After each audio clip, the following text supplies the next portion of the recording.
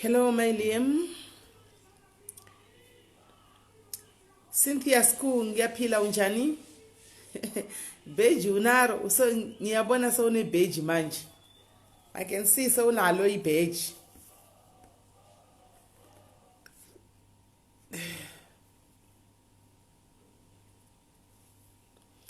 Hey Grace, Fortune hello. Prudambaza hello.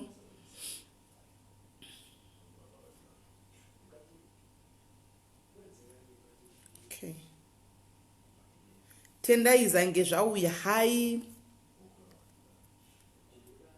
Kamchirai thank you rega ngokupa. Nakarigadzirwa nemumvengeri.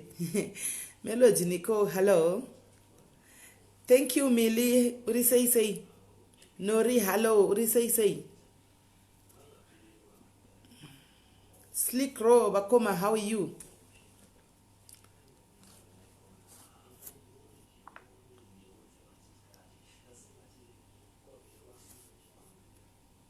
Okay guys, ingowana vako 5 vaunotega guys, tikurumidze kufamba tingosvika pa3 waya chete. Ingowana vako 5 vaunodedza tikurumidze kufamba. Today tine nyaya inonzwisa tsitsi, tine nyaya inorwadza, but guys, in life what can we say? We are learning from these stories kunyaya idzi. Yes Gwen, tiri kudzidza kubva kunyaya idzi guys. Tinofunga kuti we have seen it all. Andika happy Friday Vimbai, how are you Vimbai Nanyarai? Tinofunga we have seen it all guys. We haven't seen it all, we haven't heard it all. Andika and yes Kevin and guys, chingodedza vako yes product which ingodedza vako 5 guys tisvike mu 300 and then letu hanzi nasina chibata letu unowa kushandira badge letu shandira badge letu shandira badge. Haungawani zvemabheji kumokoko shwashwa munhu ari uko kunze kwenyika uko uwana mabheji kuzvinhu zvisina basa zvakona kumabheji kuzvinhu zvinokubatsira kuzvinhu zvinovaka kuzvinhu zvinobuilda zvinhu zvine positivity oshaya bheji owana bheji kuzvinhu zvisina basa haiwe letuka uite kwazvo iwe. Hesi muchemberesoko muri sei muchemberesoko right guys. Ingodedza vako 5 guys toda kuti tipinde mu 300 and then tibeta tanga guys. Tinofunga taona zvese paupenyu, hatina zvataona guys, hatina zvataona, hapana zvataona, hatina zvatanzwa. Uyaitinzwe nyaya iri pano nhasika inochemedza. Imogara mine matishe enyu paside guys, handitika mogara mine matishe enyu kosi kune vaya vane misodzi singatani kubuda seni kudai pandachema ini pandawanyai ndachema guys ndachema izvo zvinotora nechitauro changu ichi ndikati ndogara acho padhuze kuitira kuti kana ndopukuta misodzi paya handimaona ndogara nacho. Saka kana uchiziva kuti une mwoyo wako usina kumira mushe handimaona hanzi I've been working overtime badge dololo Prada Gucci Zuka ndianokupa badge. I think next time uchariwana badge, next time unoriwana badge. I'm telling you, next time unoriwana badge. And this is my badge apuwe ne madmin onani badge rinowani kuropwa na admin na Zuka unongona rako apia. Ndofunga the more times you be on the live, the more chances you get to have that badge and it will honor, right? Vana gamchira vana wa mabheji anzidadedza angu 5 andoona ato nebheji anaro. Saka guys, kana uchiziva kuti une mwoyo wakati gara une chimucheka chako kana matisha ako handika ekuti unodi nyaya iri pana painochemedza guys, unozotanga kubvunza munhu ari kukudza nyaya iyi, wobvunza kuti une makore mangani, ndo zvinokupedza power. Woti pamakore awasangana auna waya wati watosangana nezvese izvi pamakore mashoma iwaya wasangana nawaya wati wapinda pazvinhu izvi unoyazona kuti life is not fair, guys. Thank you, my Nigel. Unoyazona kuti life is not fair, guys. So guys, chidedza vako 5 tiwane kutanga, guys. Just take vako 5 people tisvike pa 300 titange. Just take 5 people tinzwe anditika anditi sometimes mahaidi akaunzwa ari mahaidi akakandwa ari mahaidi. Sometimes that is munhu anogona kukupa haidi kana iri yekunyepa. But this now we get to hear from the horse's mouth, from mumurome memunhu achitaurira ega nyaya yake. Andimaona munhu achitaura ega paakapinda zvaakasangana nazvo. Andimaona hazvinei nahaidi, ende munhu haangavunakirwi nekungouya kuzotaura ngano yaanenge agara pasi kuruka kuti rega ndinoruka ngano ndinovaudza. Anenge akatopinda nazvo otona kuti no, let me just go share my story, because also sharing it's healing. And the more you share, the more you heal. Antika, because the more you are bottling inside those things, antika, kuhila kunonoka. But the more you speak it out, the more you talk about it. Antika, neone chitunzwati there's a burden ka randire rukira. Anti dine burden esmaluva dine burden randire rukira, guys. Unotonzwa wega. Antika, so sharing, that's why sharing is caring. But who do you share it to? Antika, share to the right people, right? So pano tinodai so uyaninya yako feel free. Antika, no bashing. Ndo mutemo kutanga. No bashing. You can say your views. Antika, unokwanisa kutaura zvaunofunga. Antiona pasina kutuka. Antika, pasina kushauda munhu. Anti mashona, no body shaming, right? Because pana bantu wa mashows ese mwanto uya chitokudza ichako secheaters yaya kuti ndo zvandakaita ndakatohura hautuke. You can say zvaunofunga antiwana, but hautuke munhu. Uchingotuka chete, I won't hesitate to block you there and there. Andika kutukana hatirambidze kuti mutukane, asi munotukana kupi? Kumvenge. Ndokwa munodini, ndokwa munoenda munobvarana ikoko. Pano atite zvokutuka. Pano because nanenga achitaura nyaya yeupenyu hwake, anenge achitaura nyaya yake ega. Saka apatukwe munhu pano. Antika hapatukwe munhu pano. Munhu anotaura nyaya ngataura nyaya akasununguka achiziva kuti handitukwe, handishaudzwe. Antika chatingatoita we can sympathize. Handisi kureva kuti tese tinokwanisa kubvumirana nezvinenge zvitaurwa nemunhu. Antika tinokwanisa kupokana nezvanenge achitaura. Antika yes, tinopokana nezvanenge achitaura, asi tinozvitaura kuti inadiwira nazvo in a very nice way, not in a way yekuti unobva watotadza kuti uri kutoshora. Andiona aiwa hatidi kudaro pano, hatiti shosho, right? Saka dedza vako 5 guys, dedza vako 5. Yes Belinda simukai azi ndashedza my prince. Oh no more usaita mafanis. My prince vafa. My prince is no more, guys. My prince is no more. My prince is no more. Saka usaita mafanis. My prince vari kunzi vanwa mushonga vanzi vatisiya. Antimaona ende ndaona hangu nekuvhunika kwavakaita nezuro papicture iyaya vachishama muromo kudai kuti itype inogona kuzviita. Antimaona kuti the embarrassment, andimaona the shame ndaonekwa nevanhu and what not, zvinhu zvaungasina kuexpecta. Saka sometimes ka muno zvimwe zvinhu zvokuti we need to talk about it, kuti chii chambonyanya kunetsa vakadzi mudzimba. Varume muri kugutsa here vakadzi vacho? Chii chiri kuita kuti vakadzi vazobuda vainda mwatosiya mamanchoni chaichaiwo vachienda kunohurira kumikuku. Antimona kunonyoporiwa kumukuku kumunhu anononga kana mustreet umu achisiya gentleman rinosunga tairi rodriver zimota. Animoona vakadzi muri kugona here, varume muri kugona here kuita basa mumba umu, kana kuti muri kungoti ka1 mubva vati ndataleza handidi. Animaona ndatopedza ina handichatodi ndaneta. Kana kuti muri kunonyopora kunze uko mosiya vakadzi vemumba, vakadzi voti kuti shiri yokubvuta orekeni takunoitawo in the process yekuitawo obva aita munyama obva abatwa. Kana achinge abatwa antimazviona, and then mukadzi akasana nemurume anokwanisa kudii? Yes, zvamaikuda is true. Zvamaikuda is true. Zvamaikuda is very much true. Zvamaikuda is very much true. Ndezvechokwadi. So we should also, I think we should also even to distribute manudzu paya. Animaona, I think guys, kana uchingoriwa munhu ane moyo wako wega pachako, ingozvifungirawo kuti vanwa mushonga kuti wega, just by distributing this nude, what am I doing? Am I doing the right thing or am I doing the wrong thing? Animaona nude remunhu antimazviona, because munoziva here kuti manudhe aya hasi ese kuti mumwe munhu anenge akatumira mumwe munhu. Kune manudhe kuti kune vana vari kumazuva vanozvitora manudhe ava vakadaiwo vachichengeta mafoni mavo. Foni ikafa iyi handikachero akati ndadhileta hazvibudi hazvidhileteki zvekumhanya zvine kwazvinoenda andimaona amene kwazvinonovigiwa mufoni imomo woendesa foni kumakula uko makula anonoretrieva zvinhu zvavanenge vachiti ndakadhileta andimaona votoonawo vakutotumirawo vamwe vavo vachitotumirawo zvakutofamba andimaona.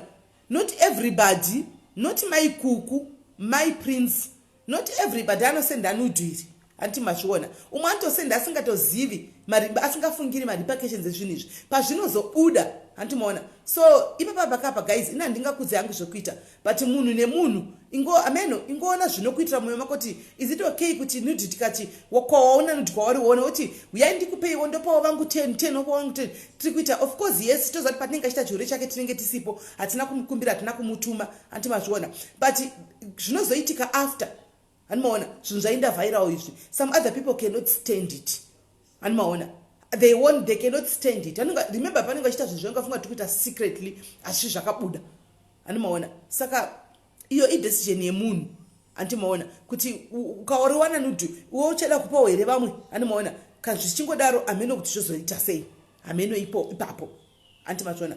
Guys dedzai vamwe tikunze kufamba guys tave pa 190 ingodedzai vamwe guys kurumidzai dedzai vamwe kurumidzai ingotega wako guys share the life guys share life tuone tuone kuti takurumidza kufamba share life guys share the life share hands mai kuda killed herself too yamai kuda handizi ndikuziva my prince iyo ndo yandonyatsoziva feya iyo because ndataura nemwe hama yavo andimaona pane hama yandataura navo. Alright cheripo kinozondibata kuinbox tozonzwa zviri kufamba sei andiona uzondibata kuinbox guys dedzai vamwe zvokuti tizotanga kudai dedzai vamwe titange dedzai vamwe at least tisvike pa 250 and then titange kutaura nyaya guys. Tine musikana watinaye nhasi handitika mwana wechidiki guys but mukaziva nyaya zvinhu zvakasanganikwa naye nemwana uyu kauyu imika amen regaiti zvinzwire regaitinzwe. I hope even vane vana vavo vasikana muchadzidzawo something even vanhu vakuru muchadzidza something because indadzidza zvandadzidza ipapo pandataura naye nchiteerera nyaya yake. So masikati ndabatikana but ndatry kuita brave not kumutaridza kuti ndabatikana nenyaya iyi. I tried to be brave zvangu but nyaya yacho yandibata anditi maona yandibata. Alright dedzai vamwe guys dedzai vamwe tave pa 210 guys chingodedza vamwe guys ngodedza vamwe kumudzimai wanhasi muri kupiko madzimai anhasi hanzi panonaka zvakaoma paizve panonaka zvakaoma madzimai anhasi ari kupiko kugrupu redu rewhatsapp kumadzimai anhasi dedzai vamwe kurumidzai guys chingotegai vamwe tiwane kufamba nenyaya tegai vamwe tiwane kufamba nenyaya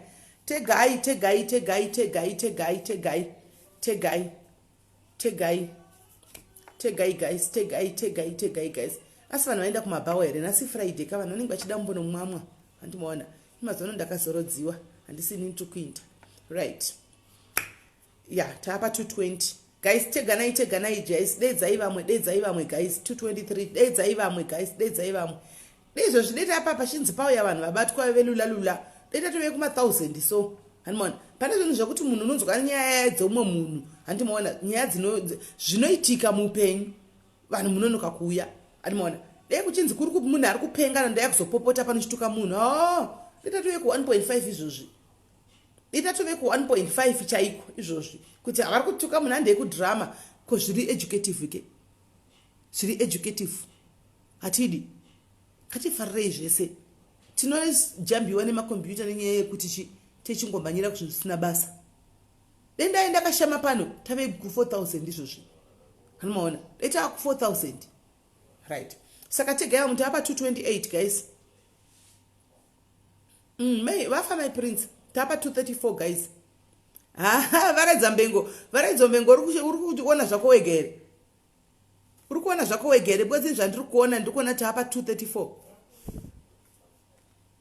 Linda Major, miss you too, my sister. Thank you, Esnat.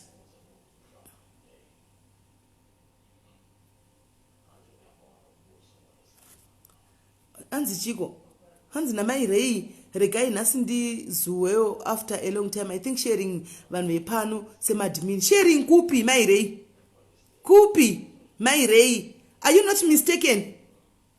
How see mistaken, my rei? Because pana participate group, my rei. My rei. One is my rei. Participate group. Are you not mistaken? Defunga uri mistaken. Uri kudakutoroti ma admin ekuma group. Pano tripa page. Sis Melly's diaries. Artistical group. Pano. Eti ku group data toshika kuma 700 tiripa page. So why urikuita mistake wamanya usina kutarisa munin'ina kuti tiri papi. Pano hapana maadmin aripo, pane admin pane ni chete and hapana chandinoshare. Pano hapana mboshewa nudu pano. Hapana kumboshewa nudu pano. Yes kan Glen watawa hapana kumboshewa nudu pano. Right. Compliments tafadzwa ndepi yako. Guys tapa 240 guys. Tapa 240 days amwe. Ndofunga mai rei varasika mepo. Atisi kumvenge mai rei tiri pa page. Tasarigwa ne vanhu 8. Ndofunga varasika mepo mai rei varikufungwa tiri pa group remvenge ai watiri pa page pano. Pana hapana kumboshewa nudu pano. Pana kumboshewa mudu panapa. Makanganisa iwasvika na makanganisa mai rei. It doesn't hate to say sorry I wandaita mistake. Andimaona. Because ngoti sorry aku. Sorry usaomere ne sorry. Munozati sorry inopodza zvinhu zvakawanda. Sorry inopodza zvinhu zvakawanda. Kungo accepta kungoti ndakanganisa andiona kuvanhu. Ndozvavanoda and then you move on. Usaita munhu ane chinini chinyemba chisingaibvi chiya chinonzi nini chekuti vanhu vanenge vachingokuudza iwo chikuti handinzarwo ini handibviri ini handinzarwo ini handibvirwi ini. Ingoti sorry aiwa ndandisina kuona andimaona. Dzidzai kuita sorry usaomere ne sorry. Sorry haigwadzi asi kana wati sorry ka make sure kuti sorry yako uri kurevesa. Handika haikona ngotora iti sorry kwacho aiwa ka sorry yako make sure kuti uri kurevesa handi sorry iri kubva mukati memoyo wako. Hanimaona usaomere ne sorry unosati kakanganisira panapa ita kakanganisira vanhu vakaona ini ipa fair.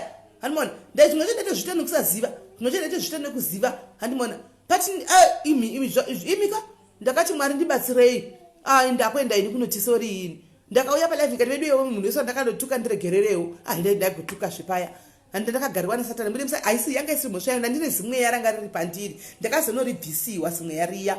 Antimaona ndakaenda palive ndikati vedu mundiregerere munhu wese ndakatuka soro hako let's start afresh. Sure handisiri ini pane zvinhu zvaindituma pane zvinhu zvaindishandisa. Handimaona kuti ndidaro handisiri ini. Handimaona then nchibva ndashanduka hanimaona ndaituka ini zvinozikamwa handi but ndakapfeka apologies guys. Apologies ndakarikiya ndakauya neapologies ndikati vedu weka wandakatuka wose 2020 ndiregererevo handika titange mune zvakanaka handisiri ini kune mweya yekumusha kwedu uyanditeverera woyaingonditi itawo izvi. Hanimaona saka ndaingonditi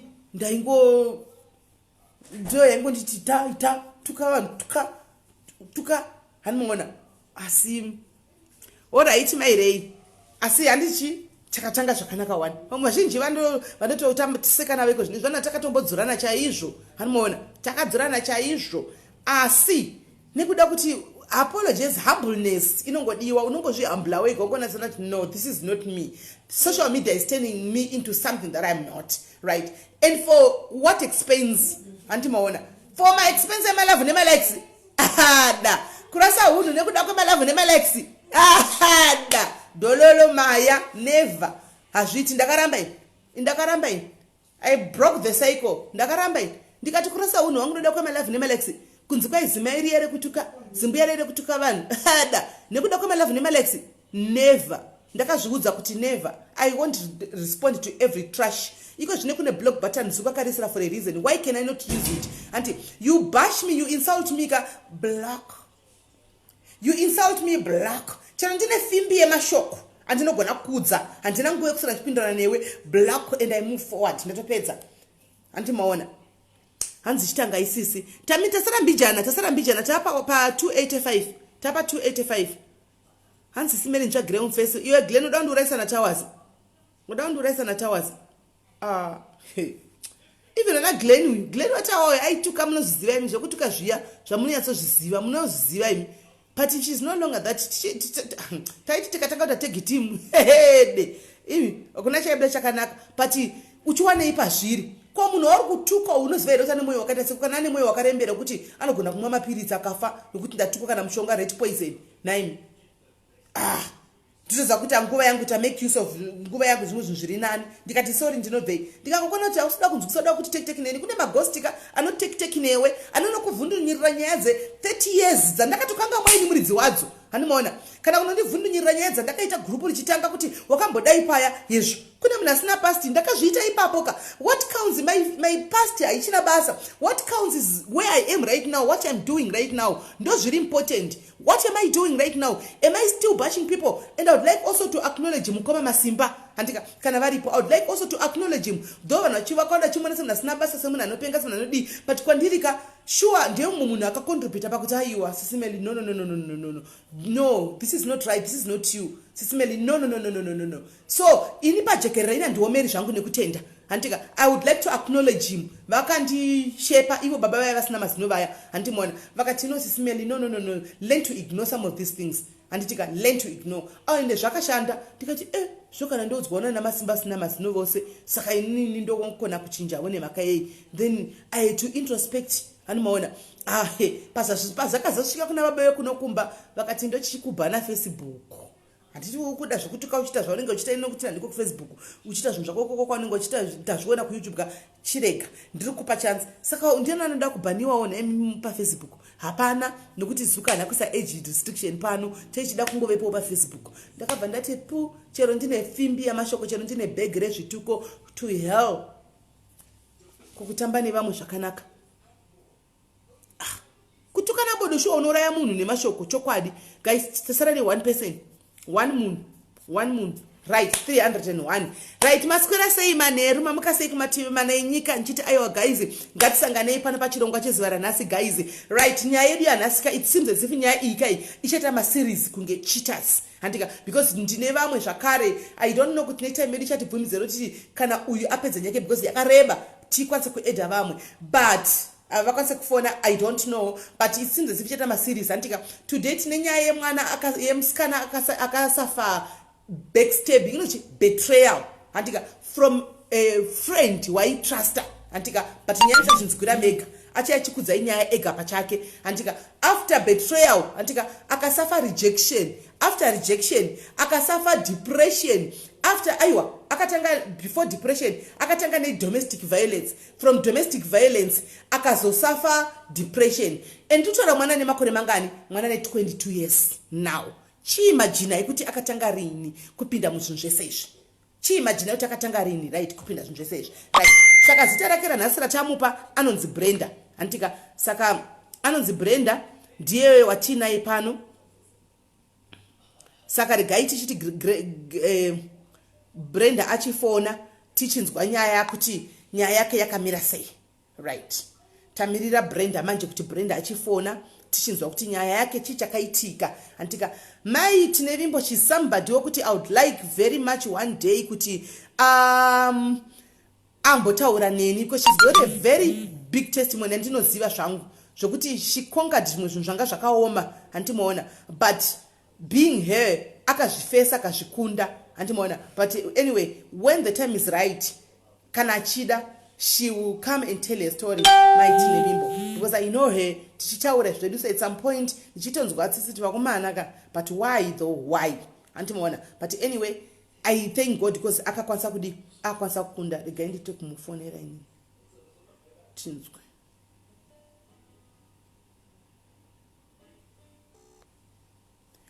tamchifona akatamirira fona back kuti ite volume yakawanda fona back okay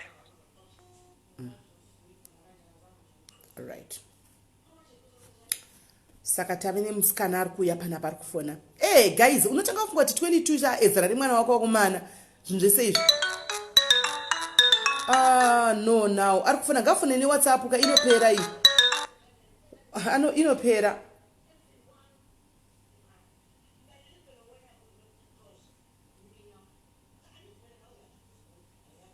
noona fona newhatsapp because airtime inokuperera fona nenamba idzo dzidzi pa indotsaka ndakupa namba idzi fona ipapapa what's up on this one. All right, itonzwika. Let's go ahead. Right. Tikukunzwa. Ehe. Tinogamuchira pachirongwa Brenda muzuva ranhasi chiti wakadii zvako chisikana. I need it right to say. Tiripo tinokutenda nekuuya panapa nekuda kuti ubatsire umwe munhuwo vamwe vasikana vezera rako because I do believe kuti uchiri musikana and wakasangana nezvakawanda nezvakakomba muupenyu ukati ndoda kusheyawo nyaya yangu handi after uchiri mushure mekunge waona nyaya yakaitika nezuro handitika. So can you please tell us chii chakaitika, what happened, can you please start from how it started, pekutanga semaudziro wandita pekutanga kuti chii chakaitika. Yakatanga when I moved here to South Africa. There's a uri young and you wanna achieve something mupenyu bwati mlaskana mati kusauthi tapedza college ta graduate ngati twende tinotsvaga mabasa. Kumba vanhu vakatoti aiwa tsvagai mabasa enyu kunoku muite sei muzvishandirwe muite upenyu hwenyu kunoku asi nekungonzi South Africa ndokune zese. That was 2016.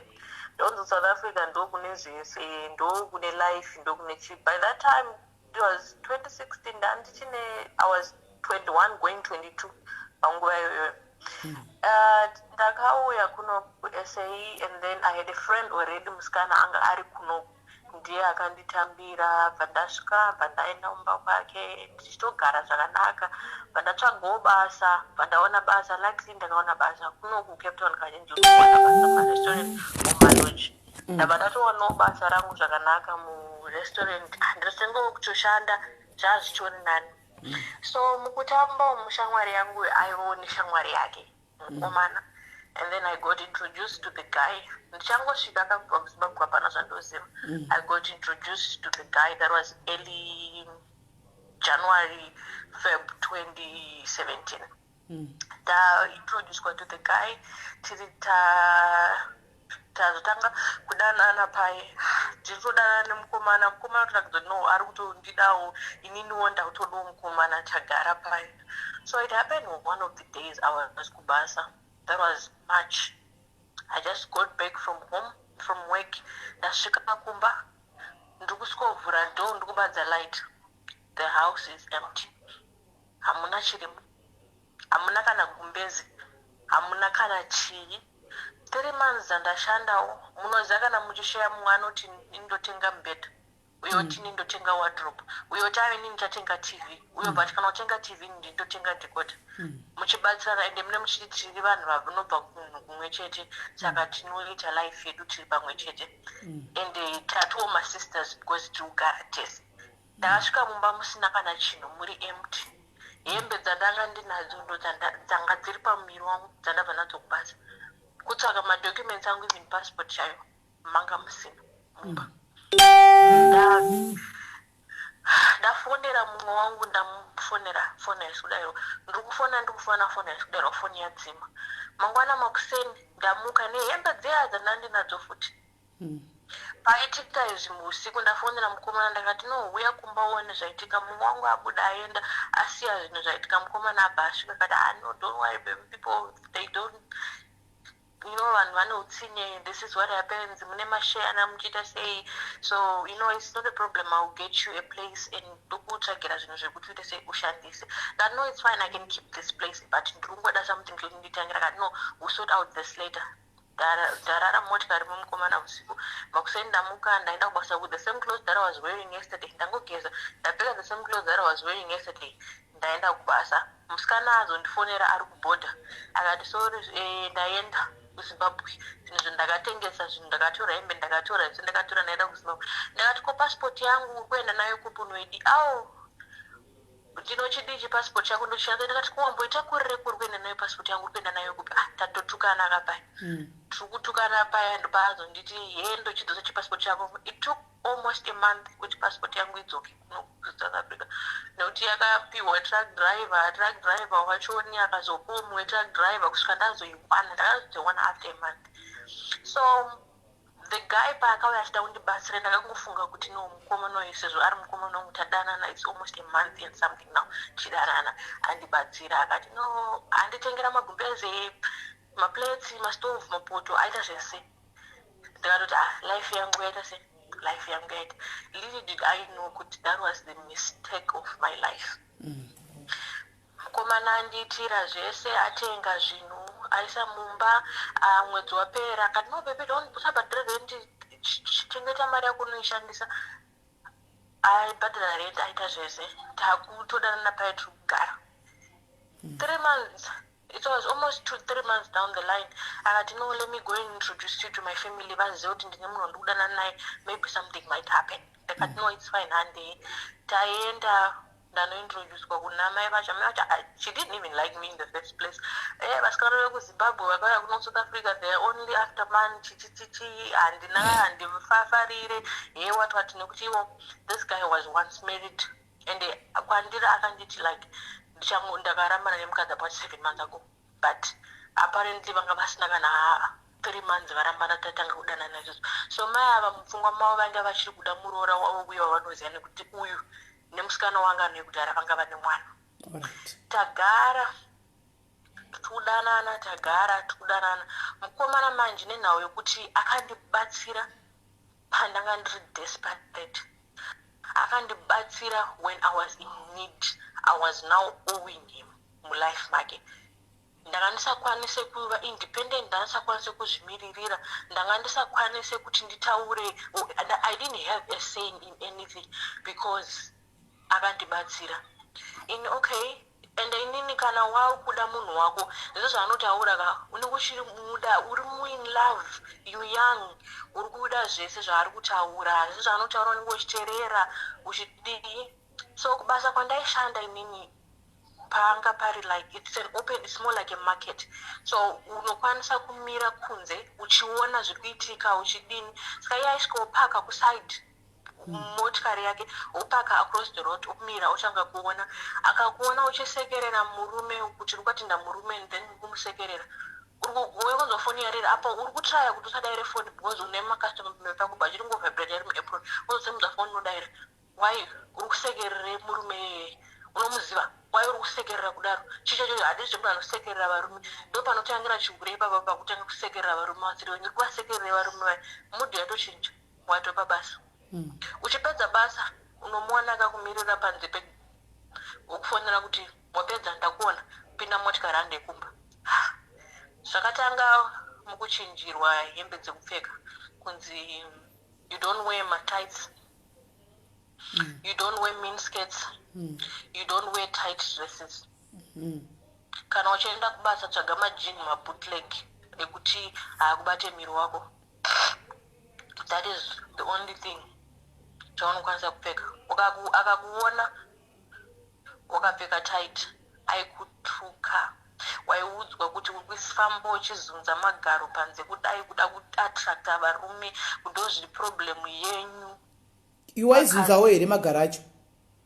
Aiwaka problem inoitika ndekudai Sis Melly, inini ndine miri wekuti munhu ndiri munhu ane magaro mahombe, saka wakapfeka tight unobva zvinobva zvaita kunge uri kuzunza, but hausi kuzunza, ndo miri waunawo, but ukapfeka tight manje anoita se inoshepa. Ndo problem yaiitika ipapo.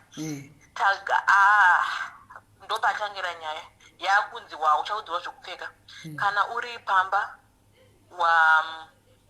wakuita ichauite. Secondly, yapinda panhau yeFacebook zvikanzi I don't want to always see you on Facebook. If you're on Facebook, that means kuti ukabva paFacebook iwewe naiye aida kutopindawo paFacebook yako, hauchabvumidzwa kuita Facebook. Wato restricted futi kufoni. Hai foni yako anobata, akabata foni yako andakuona kuti wataura nani, ndiani akufonera, sei mataura 5 minutes. Ndiani text message ku WhatsApp, ndiani wongoshaura naye, kwese zvinhu zvese control anga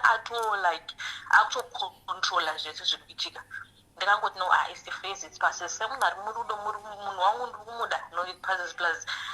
And anongouya achienda kumba kwake, kumba kwavo achidzoka achiuya panapa achingodini hapana plus. This guy helped me kana ndiri stranded, kundida kuchengera, techingoti kuchengera rudo, unenge usingatoziva kuti uri kutoabusinga panguva yakadaro. So it happened at this point in time. My sister, who was this side, my cousin's sister, she's married to a foreign guy. So vakarwa this foreign guy, and then akazvikata ma-veins nereza achida kuzviuraya. So I went there to support kunomubatsira emotionally because anga ari emotionally broken. And then ndasvika kwekuya ndagara 2 days. Ndakaenda ndichiti no ndingonoita 1 day then ndobva ndadzoka. Ndazofona ndikati no handichakwanisa kudzokera kumba nhasi, ndichazodzokera mangwana because the situation here I cannot handle it.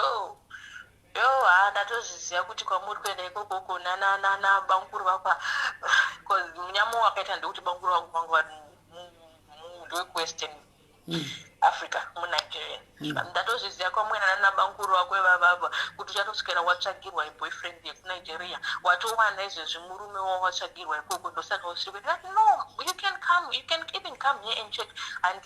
Handitsike ikoko, handite, usandione uchadzoka zvako. Ndakakumirira kuno. Ndaita 2 days kuya ndazodzokera kumba.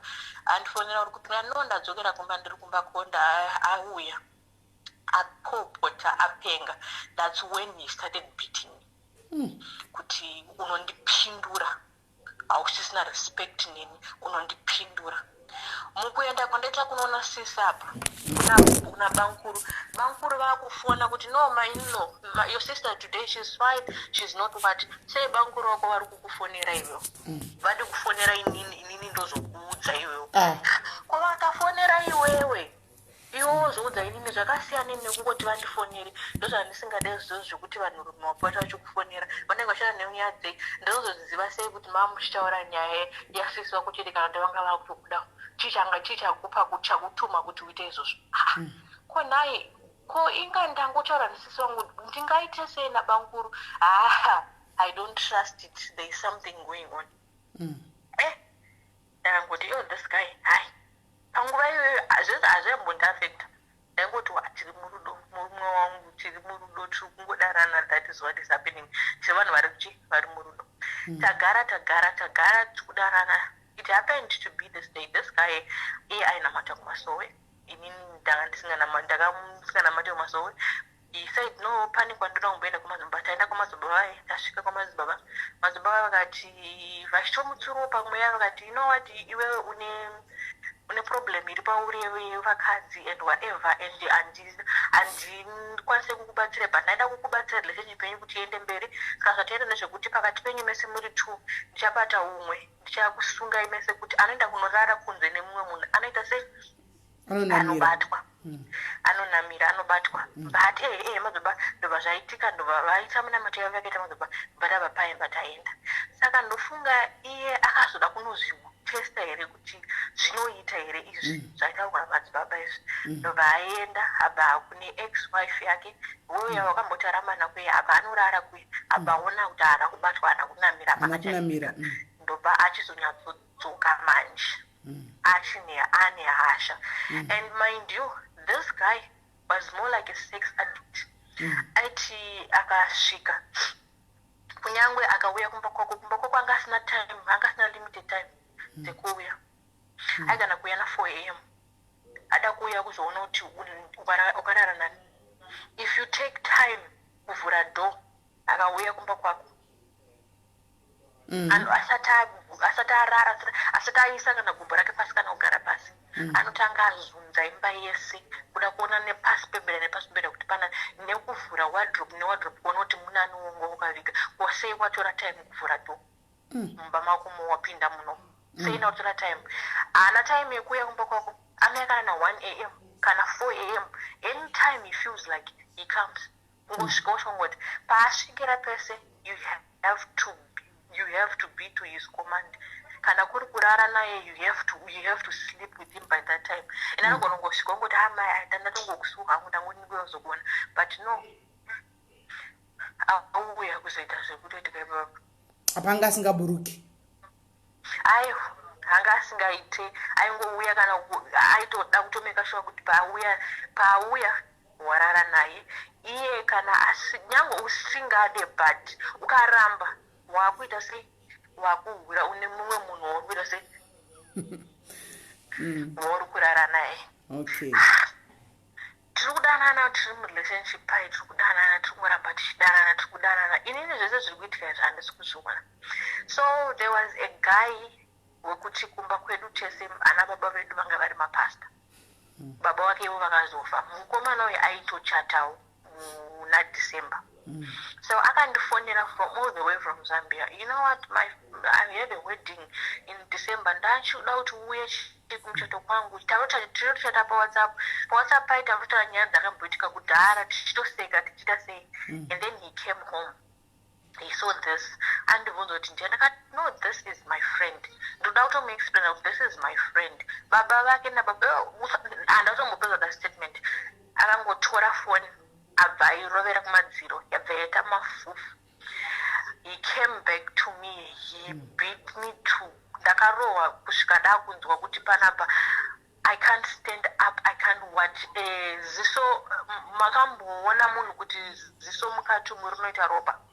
Wakarohwa kana chibhakera rinoita ropa mukati maro pachiwhite chechi panoita red warohwa. Apedza abuda asiyandikira do aenda adzoka asvika asikuti baby I'm sorry, I'm so jealous of you, unoziva ndokuda, I don't know and I can't do anything without you. This guy zvangondibhowa kuti why was he why is he texting you? Yeah, what, even if he's a family friend, how do I know? Kokana chikuda in you know what, you could have solved this in another way. No baby, I'm so sorry, I won't do this anymore and I'm so sorry, I'm gonna change. I can't change it. And so kwanza kuzichinja and ndikwanisa ndakuti maybe isho mwangu aitasi achinja and you know what, I'm just gonna plan a surprise for you and ndakukuitira surprise kana engagement. I think it's the high time I marry you. Yo nanzo zvikurorwa ndikati oh my god, I'm getting married pano. Pfungwa dzekuti ndiri kukanganisika hadzisi kuuya kapa. Ndatoenda kumberi ndatofunga ndada kutororwa and upenyu hwangu ndazororwa. I'm making my parents happy and ndichadadiswa kwedu. Taregerana anditova pese papakakwara aita sei ndaiswa magumbezi ndarariswa akutigera chikafu ndikati no, life yangu yazoita sei, life yangu yazonaka, munhu wangu ari sorry and what. Tagara tirongodanana. It was almost 6 months into the relationship. Paitika zvese tapfuura tagara. Mukomana manje achitanga manje kuti haachada kuona kuchera nemamale relatives. Ingave cousin brother haadi. Ingave kana cousin kana muzukuru haachadi. Akangokunoshera nemumale angave kufamily kwenyu antobloka haadi. Don't talk to male people. Don't talk kuvanhu vausingazive. Handizvifarire. Yeah, what? Inino takakoti no, it's fine, let me respect him. Ende chikuru unenge uchibonza respect varume ndozvavarida uchida zvevarume kana une mumwe muri mushanda ngori machichaurare hama. My father vakaramba vachifona yo your father iwewo vanongoramba vachifona you need to stop this. And I cancel like a communication nehama paya andisina munhu wandikutaura naye. Even hama dzandinadzo kunoko handichazvizitira because he doesn't want me kuti ndinge ndishaura nehama dzangu nekuita sei. Ndazonge ndasiyana naye nenhau yake yekurova iyi nekudini ndasvikamuchira ndozviripo hama achataura nadzo achaita sei watojaira kurohwa. Ndotozoti no, like this is what is happening. Tirikutogara anouya nguva dzake hadzichinje dzekuuya hararepo haswerepo. Anouya osvika kutora kana achikutora kubasa kana uri off anouya kuti nhasi toenda out or we going this direction uchioneswa nzvimbo uchita sei or you just going out to eat. That is what he does. He's trying to spoil you. He's doing anything. Hembe zivai kuti wachinjiswa kodhika yekupfeka uchapfeka zvinobata uchaita sei wakupfeka senge muposto rekumasowe yes wamukadzi mukuru wada kuroorwa kutarisa kuti apa une 22 apa ya 22 by that time I was 22 much. Tagara mukomana manje hayo hazvina serious ukaita any mistake unobvara kuzoshuwa ezvinoya kuti akabata foni yako ukabva kubasa akasvika achitone foni yako wotora foni yako iye wotarisa kubva kumablogged contacts kunosvika kana akawana blogged kwakawedzerwa zviya kuti ari kutora nhamba yakablogwa yeye ari kuisa mufoni make and akuchifonera munhu weyoda kuudza kuti ndiani mamuchana nyaya dzei. Akangonzwa riri voice yechirume chete asati atombobvudza kuti ndiani unozotifaitira kuti ange papo tagarisana paya iyo yekuvarayirwa mulaifi ndavarayirwa musikana uye wekumboenda uya achidzoka pafoni pangu atsvaga nhamba dzangu adziona adzoka pafoni pangu I'm sorry about what happened something just happened noziva I'm so sorry I just want to fix our relationship even if tikasava friends but I just want you to forgive me munave ari sincere ndikati no problem ndatora vasawira futi ndadzosa mulaife asawira vadzoka ndakuchivaudza asawira zvekuiti vasawira vaya vekutiza nezvinhu zvako zvenyu vamaigara navo vakatengesa vaya wavagamuchira futi vadzoka ndikati munhu auya achiapologiza sincerely aiwa ndasawira vangu ndizoshuwa munhu iko ari kunoti zvakaita zvirongo tadzoka tachitanga kutaura tichiwirirana apa mufesi akati munhu haadi kumuona mulaife because munhu uyu ane utsinye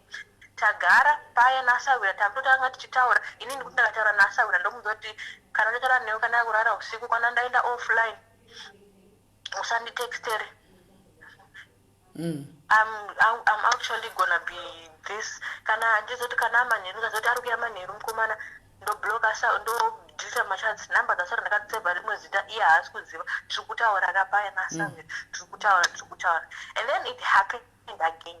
My sister ukumbosicheka wewe akakomita another suicidal act but I know this is enough tanga tamu 8 months of the relationship now that this is enough ndimboenda kuya ndasvika kuya ndasvika sisi vangu vaya ndikati naye kwaye wewe uri kuramba uchizviita zvauri kuita izvi ko unosvika rini uchiita zvaunoita izvi she was down and whatever so pandakasvika ndikasvika kune vamwe vakomana vanosotamba navo vachitoti dai wambotora sisi wakombaina navo pamwe anonzwisisa I don't know what is wrong with him pakana kuti chimbotora mwana wake uende naye mwana wake unogara naye ndokuti zviite sei zviite uchatoona kuti vanochinja ndatakura mwana wasisi ndaenda ndagara naye 2 days since I was going to be 2 days off ndakati no it's no problem I can take care of him ndatogara nemwana wasisi paya ndogara nemwana wasisi 2 days 2 days dzangu dzapera ndakamufonera ndakati no dai wauyozitora mwana wako because ini handina mari yekuti kana kuti ndikupe ndiunze mwana wako kana unogona kukupa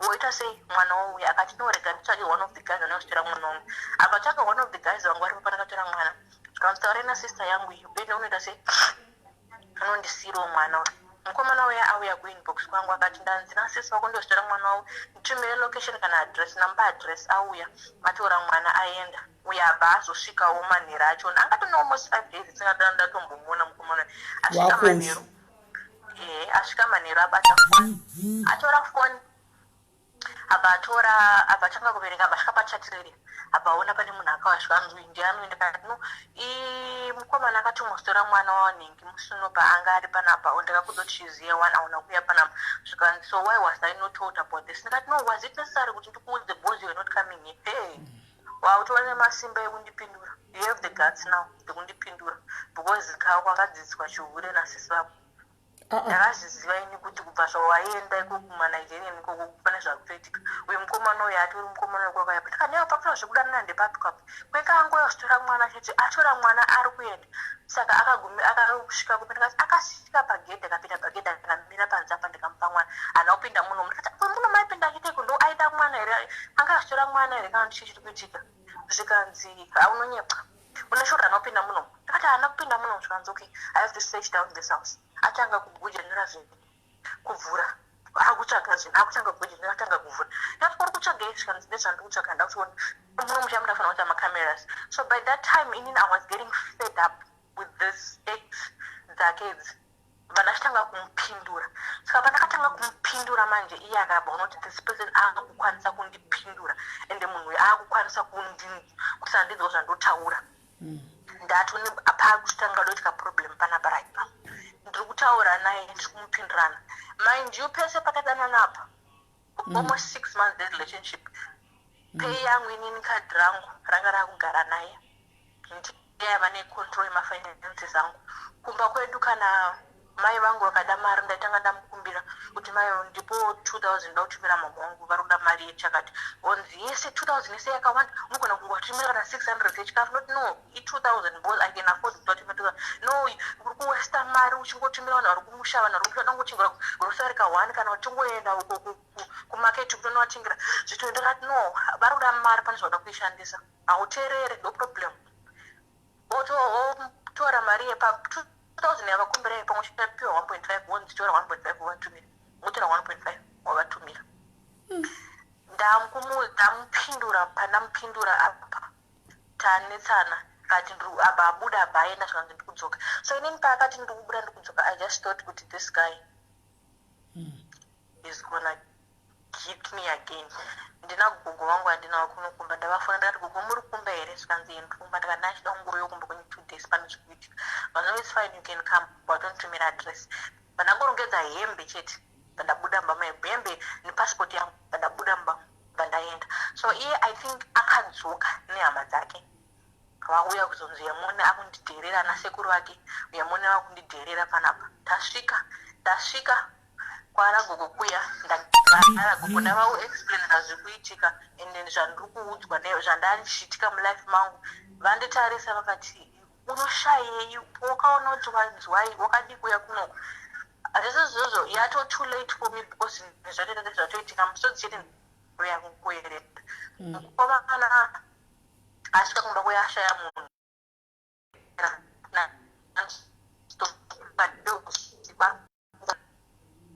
everyday ari kufona so ndakabva kuna gogo ndakaairamba chinotsvaga ndishaya ndobva azofunga kuti no pana musikana wandoona shana naye pawhatsapp kuti andimutsvage pafacebook ndobva atsvaga musikana waya pafacebook atsvaga musikana pafacebook akati uruze here kuna nhingi akati ndisikuziva but mina ndimunzi kuti ari kupi kwaini musikana uyu ndasawira andibvunza ko uri kupi mazono wari wava chichichi mukomana kwangashungudzwa kuti muna no takanetsana chichi ndakangoenda kumba kwagogo wangu ndokwandagara I think I need to start my life afresh pane zviri kuitika chichi musikana abva angotoriwo machatsi ayai zvandakutaura naye abva amusendera kuti ari kwakati asi mangwana ari kuendawo basa mangwana ndaenda kubasa atozoti ndiri kuenda kubasa nguva yakati ndasvika kubasa ndichangosvika pabasa basvika nasekuru vacho 2 nemashamwari 2 vabva vatanga kuita uhondo pabasa tikutoda musikana uyo ari mukati umu akatombondijerera mulife ndakamunhonga uyu asina kana chaanga nacho ndakamubhadharira rent ndikamuitira zvese life ezvinezvi akuononga ada kushambisira ngaabude musikana uyu ndabuda paye manager wangu akati I can't take this on a workplace get out and solve your issues and come back kana mapedza kusetla nyaya dzenyu because handidi zvinhu zvondinetsa ndabuda paye ndakati ko problem yako ndeyei I left you because ndikuona unge I'm not worthy for you ndikuona unge sister yangu kubva zvayandaenda kusister yangu upenyu wedu hwatinorarama of which handikwanisi kana kuzvimekera decision mulife iwo uripo uri kundiitira zvese izvi uri kundikanganisa uri kuita sei handibvumidzwe kufona handibvumidzwe kudini you just there to control me uda ndiite sei haubatsiriki ndozvinonetsa vanhu makabatsirwa kuno kuSouth Africa mune marotofunga kuti ngemangwara manje inini yangu mari haienderi mahara you see what I will do to you atomathreats kai you see what I will do to you so mukudana no mukomana uyu ini usiko ndakaita macomputers ndakamudzidzisa kuheka pafoni kuti wakada kuheka foni nemunhu unodai abva achitora zvimanotsi akati fuck off ndine week ndatone almost a month ndisi pafacebook because it was not worth it for me kuti ndiri pafacebook ekuti ndikaita facebook chaunza maproblems so why should I relationship chatoswera muchimarana nawe facebook ndoendere pafacebook wacho aheka facebook yangu atanga kutsvaga mashamwari angu achivaudza kuti ndingazodai zvekuti kana muchidanana nemukomana ende vasikana kana chivadite takapusa zikaita right now ndakutozozona kupusa but by that time nasikambozoti kupusa muri kudanana muchiudza kuti no uza shamwari yangu akadai shamwari yangu inozodai inobva dai yapezodai saka shamwari yako iyo shamwari yangu kwambona musipepepe akadai mukomana uya abva dai abva aienda kumusikana iwona asingatauri naye uya waasingade uya wekuzimbabwe uya abasvika abasiko ataka nemashoko kuti iwewe wakanzi wakadai unozodai wakazodai hauna nachaunodai basa rako akuita makuwa uya akati wati ndozvaakataura pamusoro pangu manje miraoni musikana uyu abva atora machatsi ese ataitaura nemaaudios abamutisa abamusendera wakatoti matitaura mese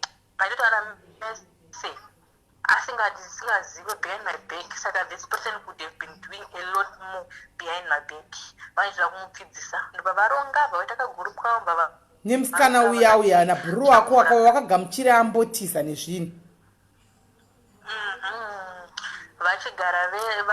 vagara kaguruera vakandorongera dhende vakachituda kumunyadzisa vaheka facebook yangu aheka facebook haane access yefacebook akudini akachida kuisa mapictures ake ekuti muchidanana mune muchiri mubhotorana mapicture muchiita sei muchichiva adventures muchiti pamwe maybe it's just for our own good we're gonna be together forever taya adaro motanga kuisa mapicture. This is my main account in Facebook. Even my father was my friend on that account. Mukomana we achitanga kuda kusenda mapictures pa Facebook. Pamwari kuisa picture takapfeka brand paint chete. Onyora receipt. Pana baba wako. Pana baba.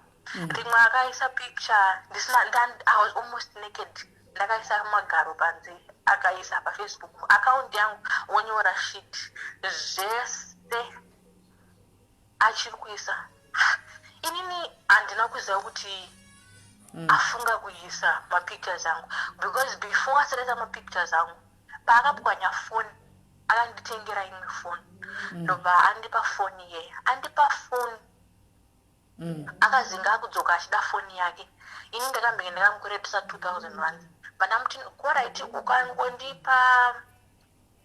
undipa like phone ndokupa mari pamari yako onayo pafoni yako iri kuda mari akandoda 1.4 ndikati okay it's fine chitora 1.4 yachoni undisa 600 yangu muaccount mangu apa tichova zvichicha 1.4 yakabasa 600 muaccount mangu ndobhadara foni yapera ati anga kuda foni yangu panyaya yefoni yake manje yakazopindirwa namai vake mai vacho nimba vatanga kuti dzosa foni yemwana wangu uri kudii makarambana kana makanetsana kana makadini dzosa foni yangu uri kudii nefoni yemwana wangu ndakati no handikwanisi kudzosa foni yemwana wangu nekuti ndakatoibhadhara foni ende ndakamupa mari yanozviziva kwenga anga achingokubhadharira rent achingokuchengeta one wamudzoserere mari dzese idzodzo ndati mimi you know nothing that has been happening in relationship medu ini I have been working handina kana mari yezvinhu zvandandishanda ndiane mari dzangu one kwenga handisi kukomplena ndo wakavabvunzawo mai vavo kuti kweye paivata nena chitora zvinonaka manjiri ngaandidzosere chinonaka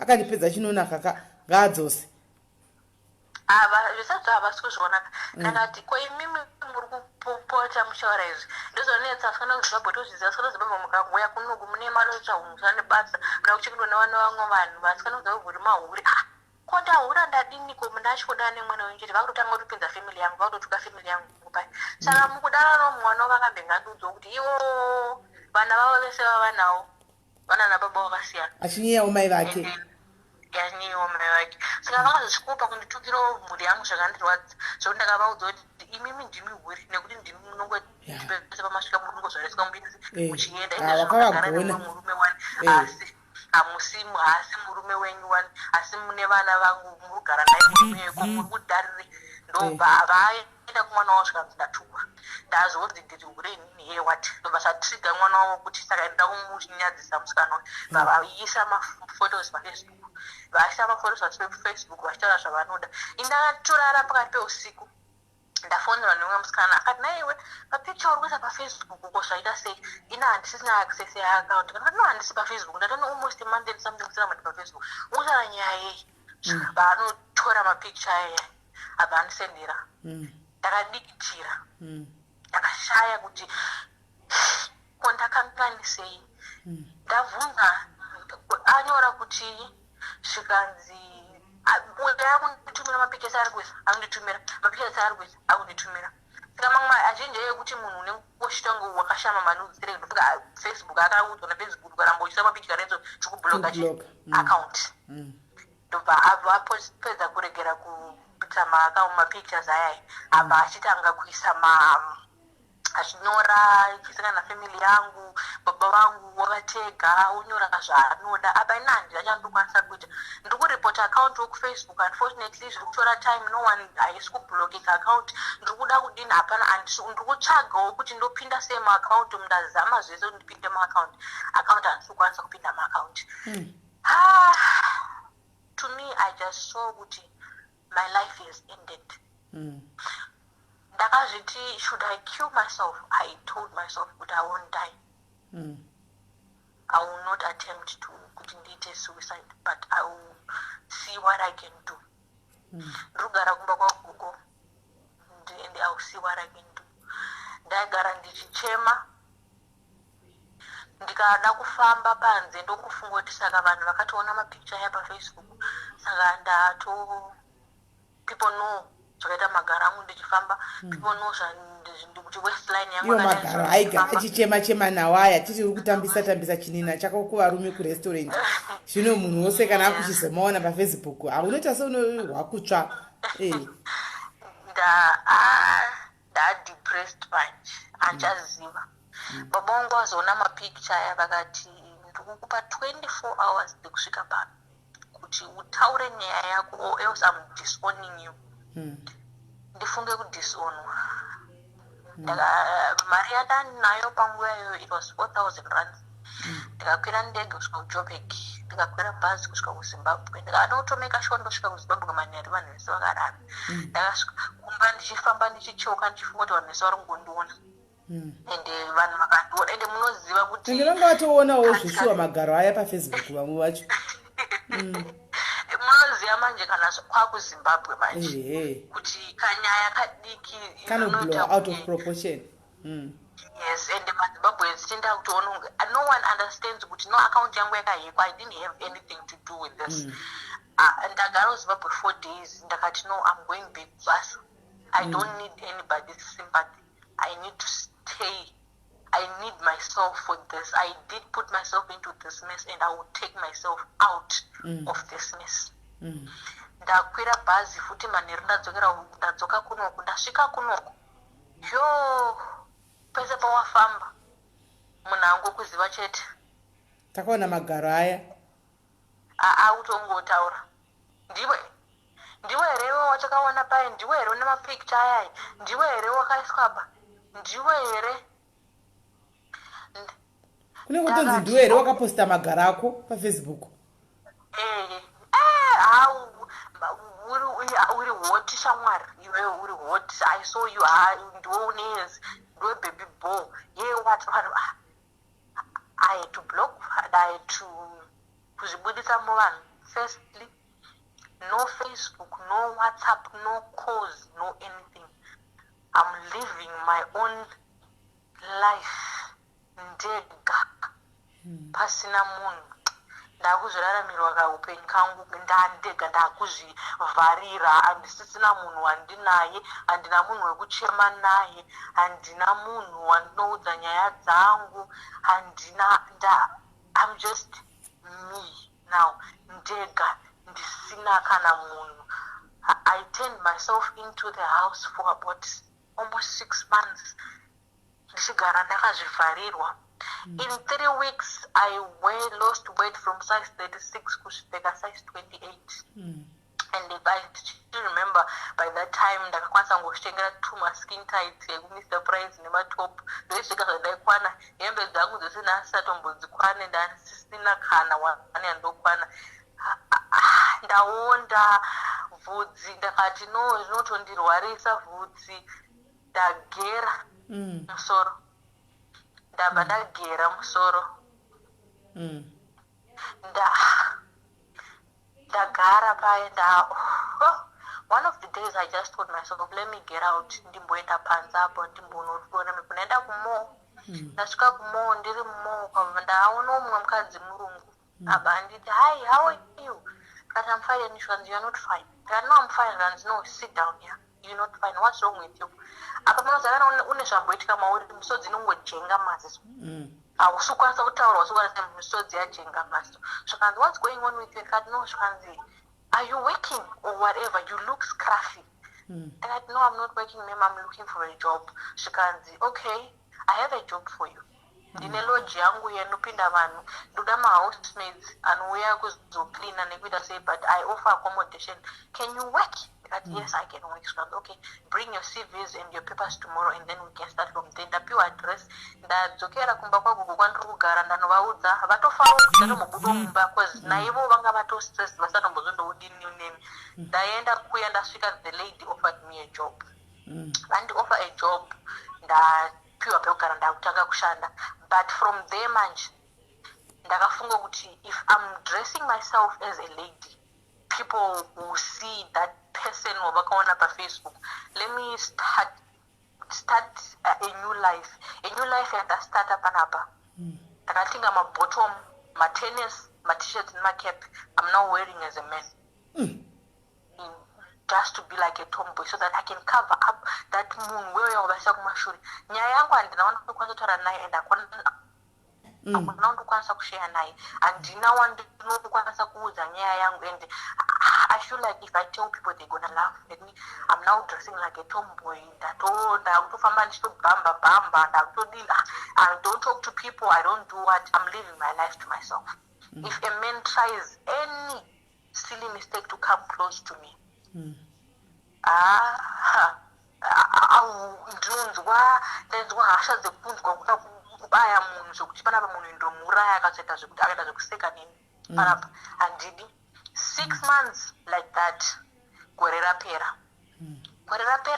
I asked myself kuti asi ndosvika kupi ndichirarama malife yandiri kuraramai, ko ndadini kuzvionawo kuti ndiri munhu ndikashandisa paglazi kwainga wani ndiriwo saka pasha zvaitika zvezvo zvaona kumbofunga kurizota kunyaya dzekumwawo doro zvinoita wamwe kana kudii? Doro ndakanwa. Okay.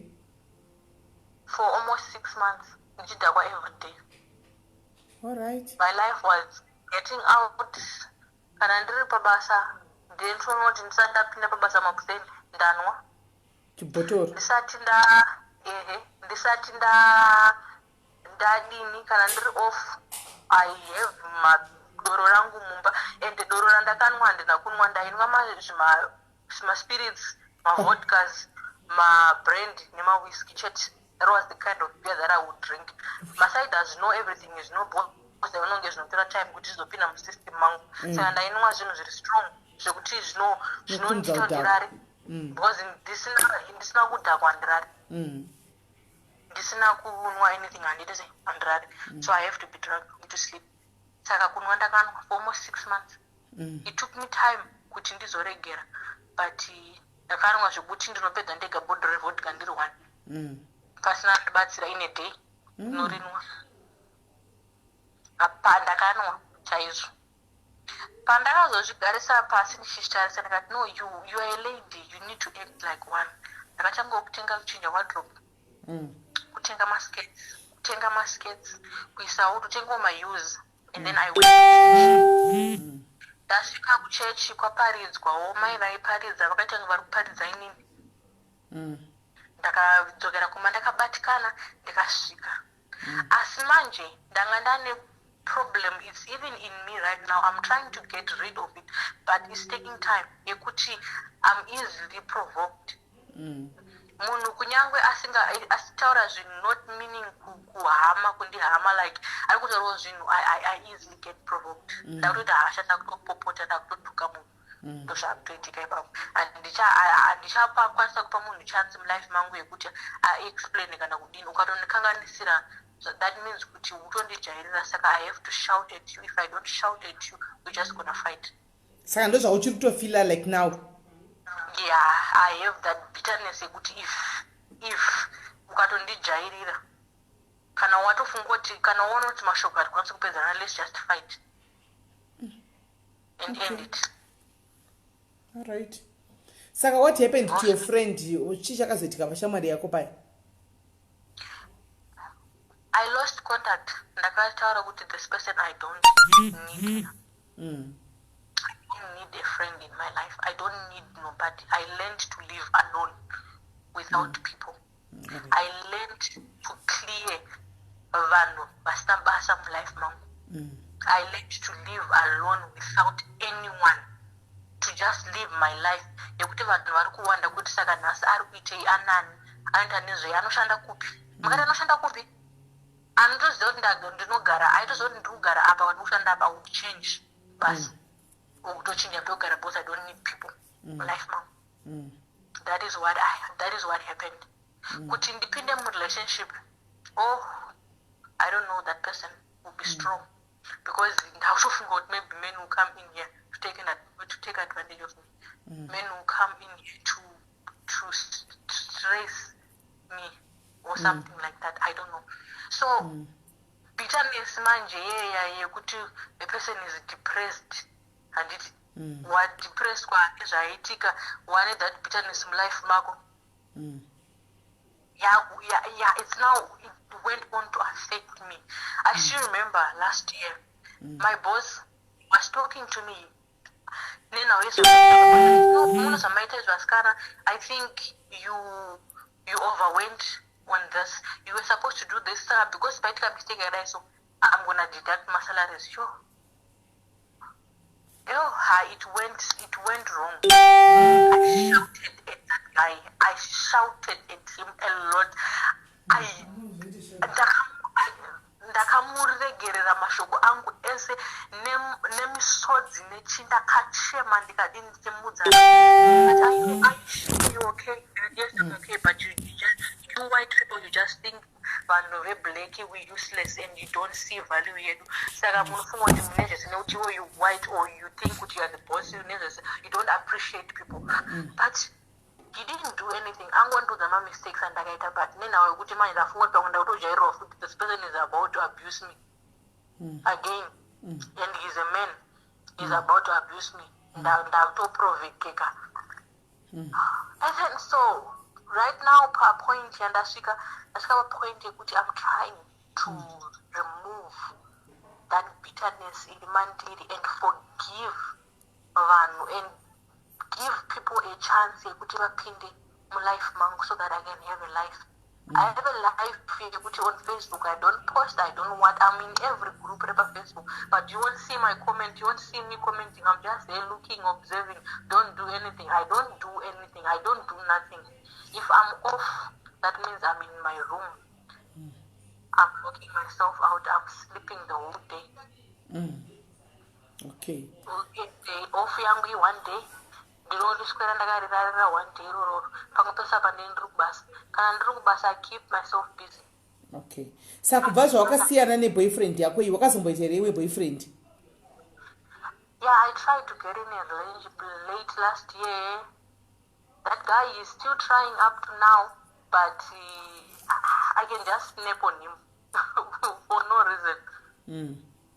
Musanga ndikukumbira kuona channel yako pauya ndakatomuda nazvototi abhadhare kana dhisire pamangu ndozviitira tega zvinhu zvangu but angokumbira kuona channel kuti chichiri kuitika but kwandiri ndakati TV yangu tekodza rangu randobhadhara woda kuona TV unoziva kuti toita mari kubhadhara kusubscribe dishi iwo but akumbira moona. So I think I need to deal with myself first before I let someone into my life. Okay, all right. So iwewe kutaura kwawaita pano apa uchiya panapa pane vanhu vese vari panapa almost 400 people handitika chinangwa chako ndechekuti what do you wish to see in other people kana kuti what message are you trying to send to other people out there kana kuti after talking like now you have told us your story, how are you feeling? I'm feeling much better and I'm feeling relieved. I think a weight here uplift off my chest.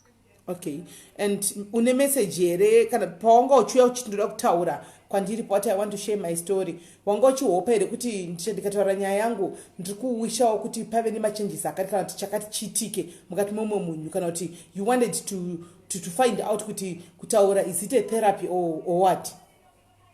I'm trying to reach out to the ladies who are out there to tell them kuti don't be in an abusive relationship. And if I can't say my abusive relationship, we can see it in my abusive relationship.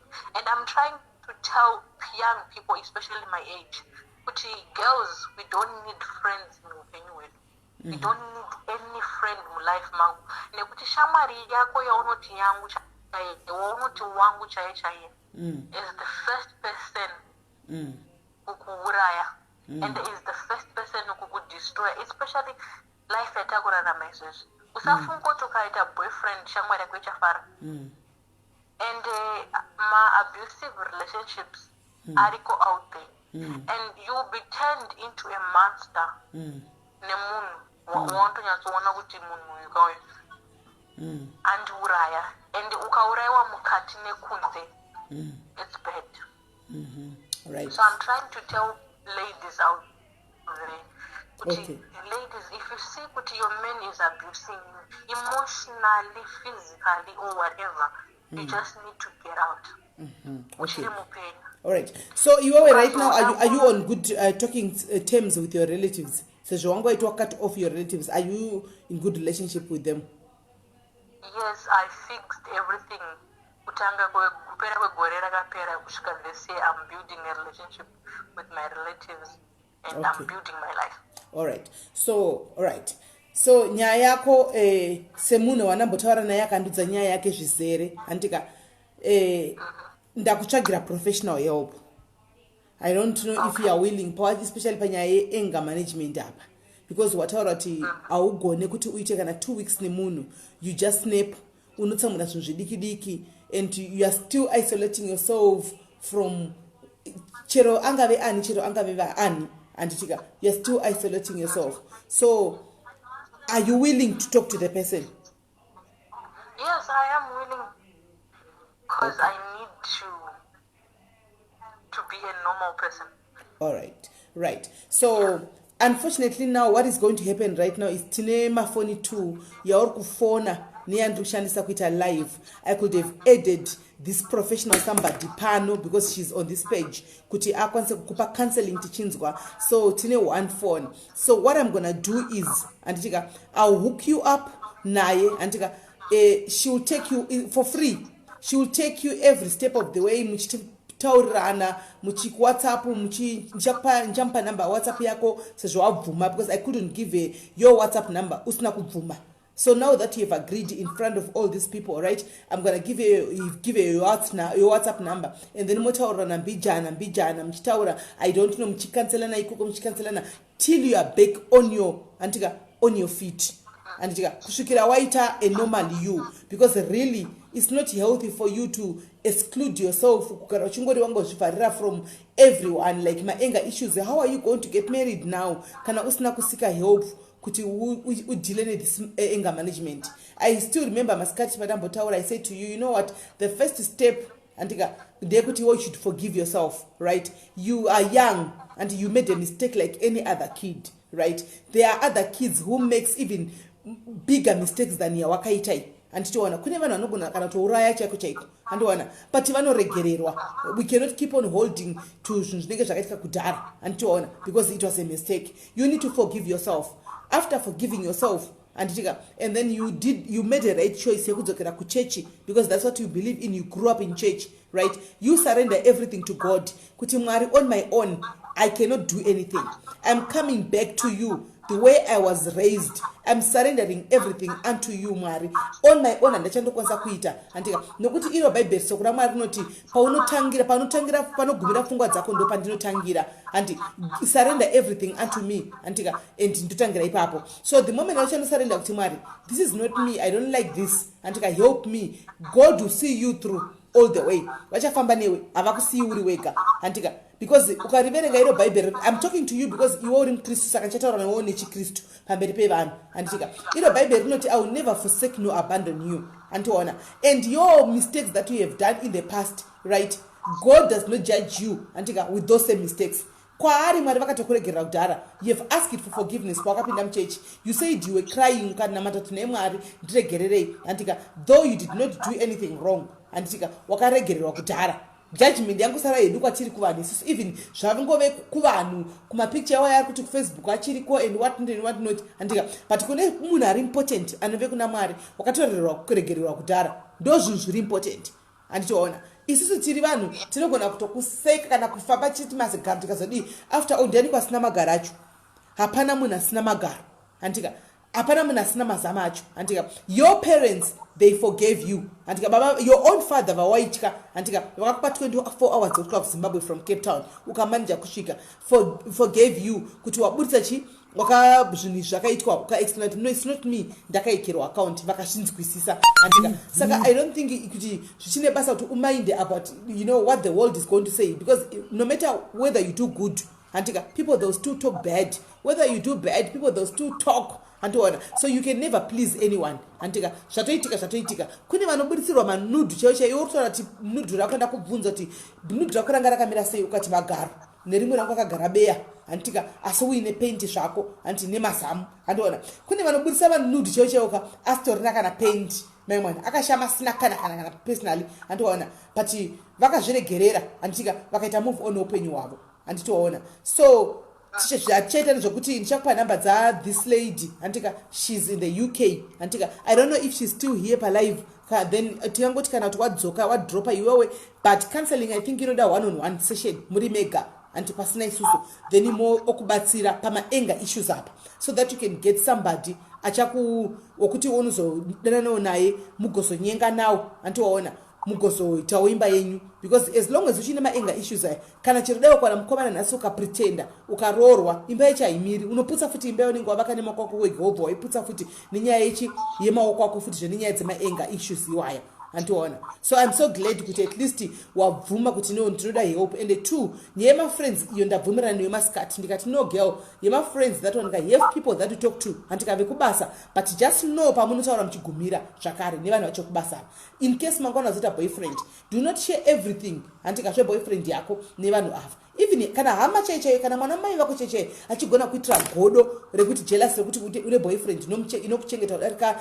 yake iye. Imagine mutorwa zvakakafanana neni antiona I can go to extremes andichiwaona sezvawakaitirwa and you don't have to be told wakasangana nazvo ukati waregerera munhu andika wapotairwa imba yese back into your life. When she came back into your life ndiye munhu akazoita kuti aite abatsane neboyfriend yako vakande mapictures manudes ako kufacebook aunova uri kuti izvozvi paprofile picture yako iwo ndo manudes aripo right now antiona. So you my friends we are agreeing kuti you have people that you talk to in case waitawo dambudziko anti unokwanisa kutaura neumwe munhu antiona kusazongoita munhu anogara akangozvivharira kuti hauna kana munhu anotaura naye kana anyone no but tsikanditsikewo aiwa wakauya kuSouth Africa kuno kuzotsvaga basa wakauya kuzoshanda you are working antika is perfect kana wabhoekana iwewe iri off day rako aiwa loga in magroup akawanda sezviri kumagroup ese follow the stories useke zuva rinenge richifamba unenge uchiwachawo futi hembe dzokuendesa kubasa unenge uchicleana umba mako unenge uchiainawo day rinenge richifamba kana usingafarire zvefoni musiwoyo TV iripo you go to your TV you watch TV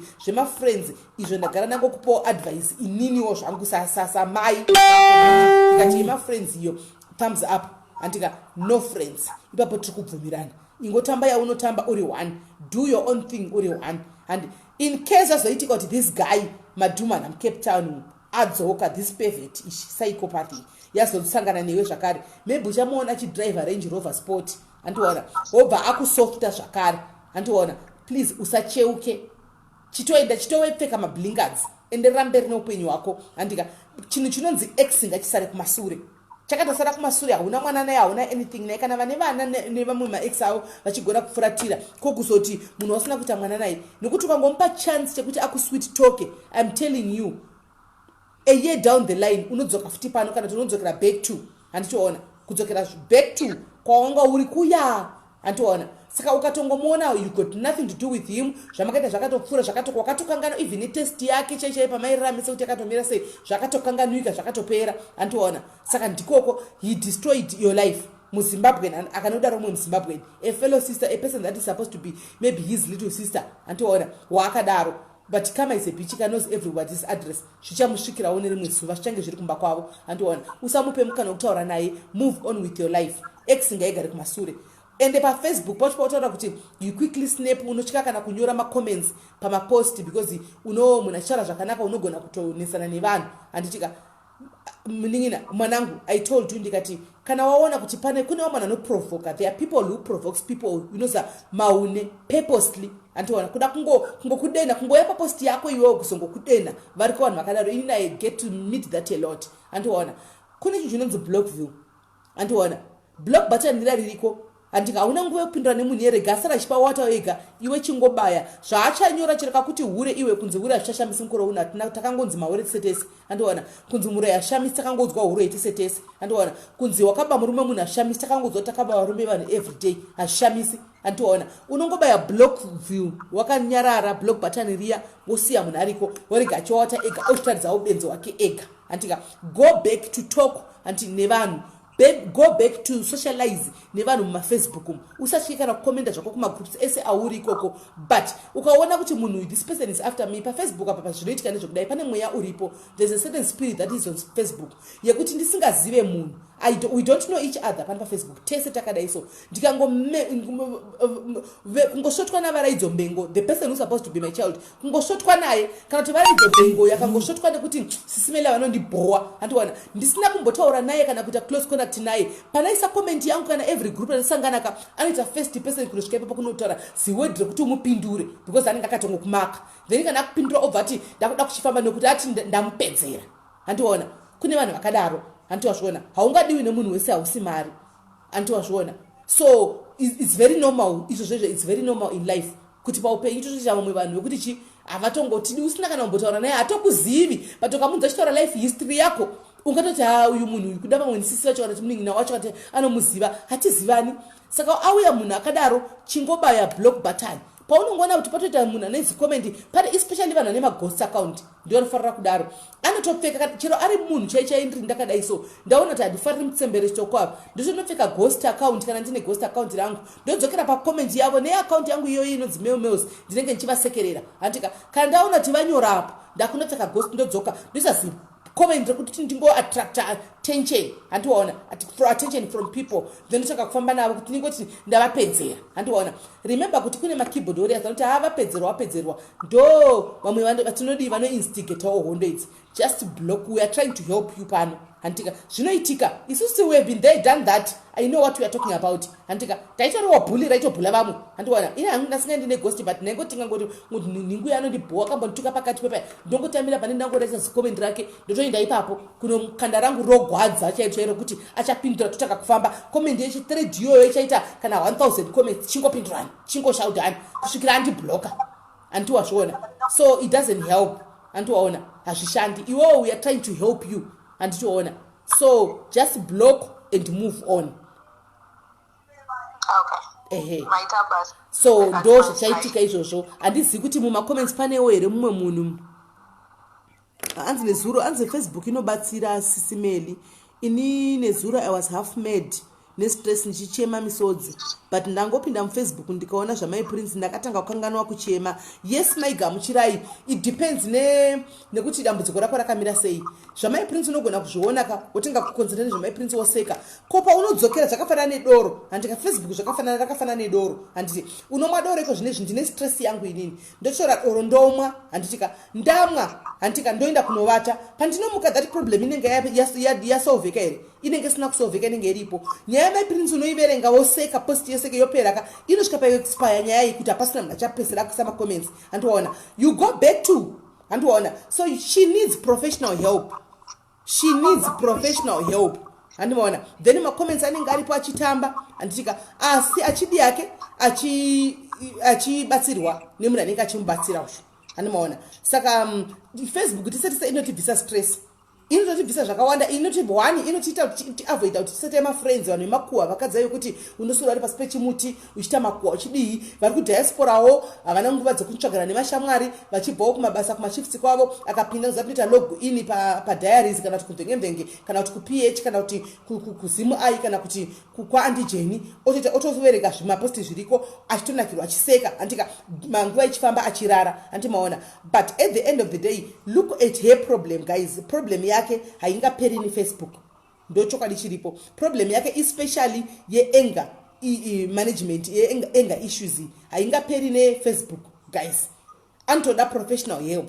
Saka professional help ndiyo yandikuti titadi tamutsvagira handimaona.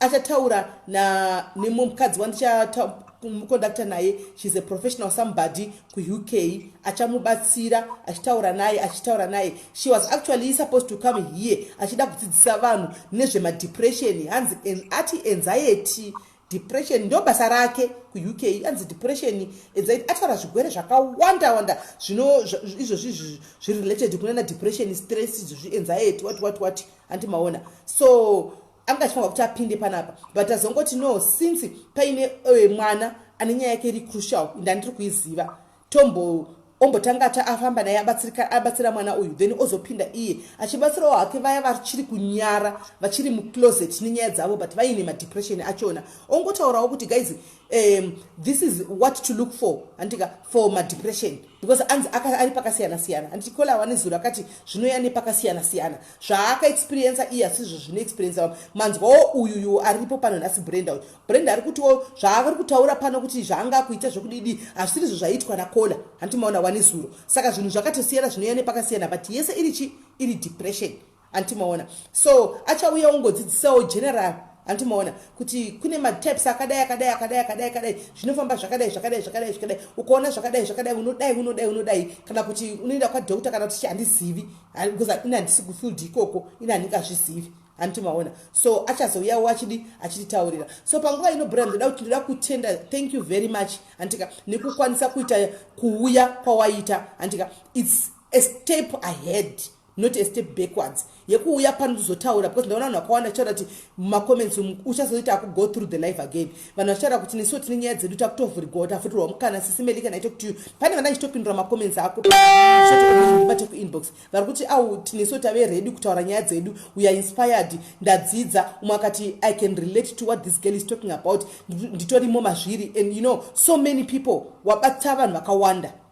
You might think kuti waita chinhu chidiki maybe wangoshare wangodi but watohelpa a lot of people ipo pano antoona so chinangwa chedu this 2020 is for us kuti tibatsirane sevakadzi antoona chinangwa chedu tine maproblems akawandisa even kuvarume kwachona vane ego yavo yekuti hatikwanise kuenda kunotaura tichasvika zvavo time kuti vachauya ipo pano vozotaura kuti tauyawo pano vedu ndahurirwa nemukadzi dambudziko rangu ndodai handiti maona so vochagoma zano pano varume vane that ego but let's give them time as the time goes on vachatanga kuuyawo pano vachatanga kusununguka vachipombonoka pano because apatukwe munhu andika and hapajajwe munhu andiona kana uine maopinions ako ari negative you keep them to yourself anditiona tiri kuda kuti avo vari musituation vadzidze zvavanodzidzawo chete anditi maona kana tapedza pano aiwa vanhu vodzokera kupi kumvenge voenda kunodii voenda kunotukana ikoko aiwa hati hamurambidzwe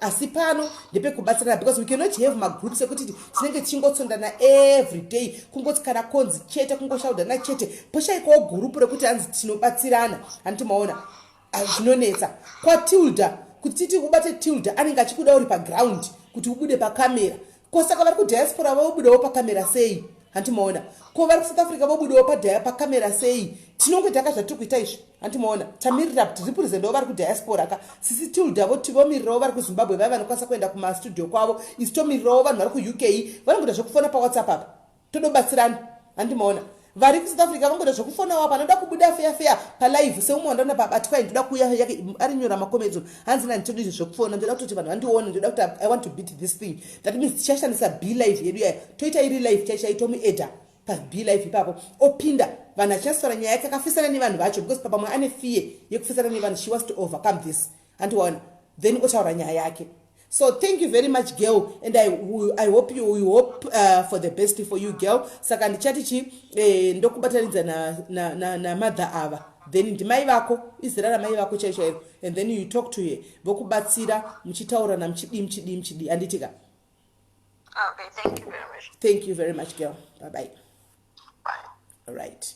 So guys, ndonyaya tanga tine mzoya nasira Brenda but anyway I'm happy because I managed to find a help. Ndamwandira professional help antika so she's going to go under counseling even though ati munhu ari kuzomcancela ari kuUK but they will do it over the phone. Ndiye munachamubatsira anditika pafoni ipapo andiziva hangu kuti vachaita schedule yavo sei antika kana paine vamwe vachiri kuda kufona antika maybe to give a contribution antika to this issue antika kana kuti vari kuda kungomusimbisawo kana kuti ane nyaya yake ari kuda kutotaura andimaona nyaya yake andimaona namba yekufona ndaisa padenga you can call ne WhatsApp right now tomofona tonzwa nyaya dzenyu antika then if also kana tikwanisa kubatsirawo tokwanisa kubatsirawo nogona tongwana batsiro even mumacomments imo manimanzwa kuti ati kutaura kwandazviita ndanzwa as if a burden has been lifted off my shoulders so kubatsira kutaura kunobatsira zvakare.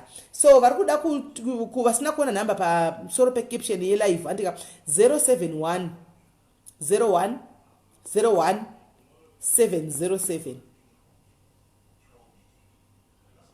071 01 01 707. Fona ipapo varida kubatsirikana guys. Tine zvakawanda munozati vanhu maissues tinawo tingazviramba tingada sei we all have issues ma-issues munawo dzimwe nyaya dzaunotonzwa dzimwe about somebody else you can actually see this person has got issues but anotry zvakakuda kuti abold akuita kuzvijustify kuzvidefenda but isusu sevanhu vakuru totozviona kuti muna ma-issues but kana munhu asati akuvhurira ega kuti I need help, I think I've got issues, there's no way you can help that person. Handimona zvinoda munhu anoita first step ega kuti guys I think ndine issue inini handika iri kundinetsa handika I need to somebody to talk to handika oteererawo vanhu vachitaura handimona obuda pachena then anobatsirika handika saka kana pane varipo roda kufona guys the number to call is 071 01 01 707 kana varipo varoda kufona ndokupai 5 minutes chete 5 minutes dzikapera ndavhara show hapasisina antimaona tomirira vamwe iyi pati 2 kai tichange tiri papati 3 zvakare andi tine pati 3 nemuswe Monday tine pati 3 yemwe musikana wekucape town achauya pano zvakare munyatsozviona kuti zvinhu izvi it's real guys, it's happening out there munyatsonzwa anditimaona tine pati 3 muswe Monday akatine Monday yes so akatondipa everything that I need so I'm going to uya akachanoda kuya yeke hasi kuda kuigwa face so muchamuona I'll post the picture as she is anditika right saka napa varipo varoda kufona antika kuti vacontributewo kana vataure something panyaya iyi antika yebetrayal anditimaona kana nyaya yedepression kana nyaya inonzi rejection 071 01 01 707 yes mazuru mati ndo namba dzekufona antimaona ndofunga pasara 3 minutes now kana pasina then I'll close the show antimaona musanyare guys iyo nyaya yekuti ndine yangu nyaya inoda 3 weeks muchembere ngaiuye yenyu yacho ngaiuye takamirira yenyu muchembere ndituko takamirira schedule yenyu yechivanhu nechikristu andisi kuziva kuti muri free rini chivanhu nechikristu topic iyi takaimirira hamene kuti munokwanisa kupinda rini muri free zvarini takamirira hanzi ndokumbirawo musimuke ndone dress varaidzo shuwa wakundisa kunge mwana mudiki chokwadi varaidza kumana it's just a simple dress varaidza chinongori chidress nje so muchemberesoko tiri kudzoka nenyaya yenyu tiri kudawo nyaya dzenyu dzechivanhu nevhesasi chikristu pastor vakangomirira kubva kunzwa kwamuri imimi kuti imimi muri free zvarini kuti muye pano muzodhibheta nyaya yenyu yechivanhu naimi chiriko here handika chikristu chiriko here chikristu chonawo chakabva nekupi zviri kumbofamba sei handimaona saka takatomirira imimi handimaona kuti muconfirm handimaona so hapana here vari kuda kufona varipo here vari kuda kufona vari kuda kutaura nyaya dzavo kucontributa kana kuwedzera kusubtracta kana kuita sei varipo here right pane ari kufona manje dzaita cross kite hello kola mira ndidrope uyu ari kuwhatsapp first right what's going on panapa sit all right mirai today so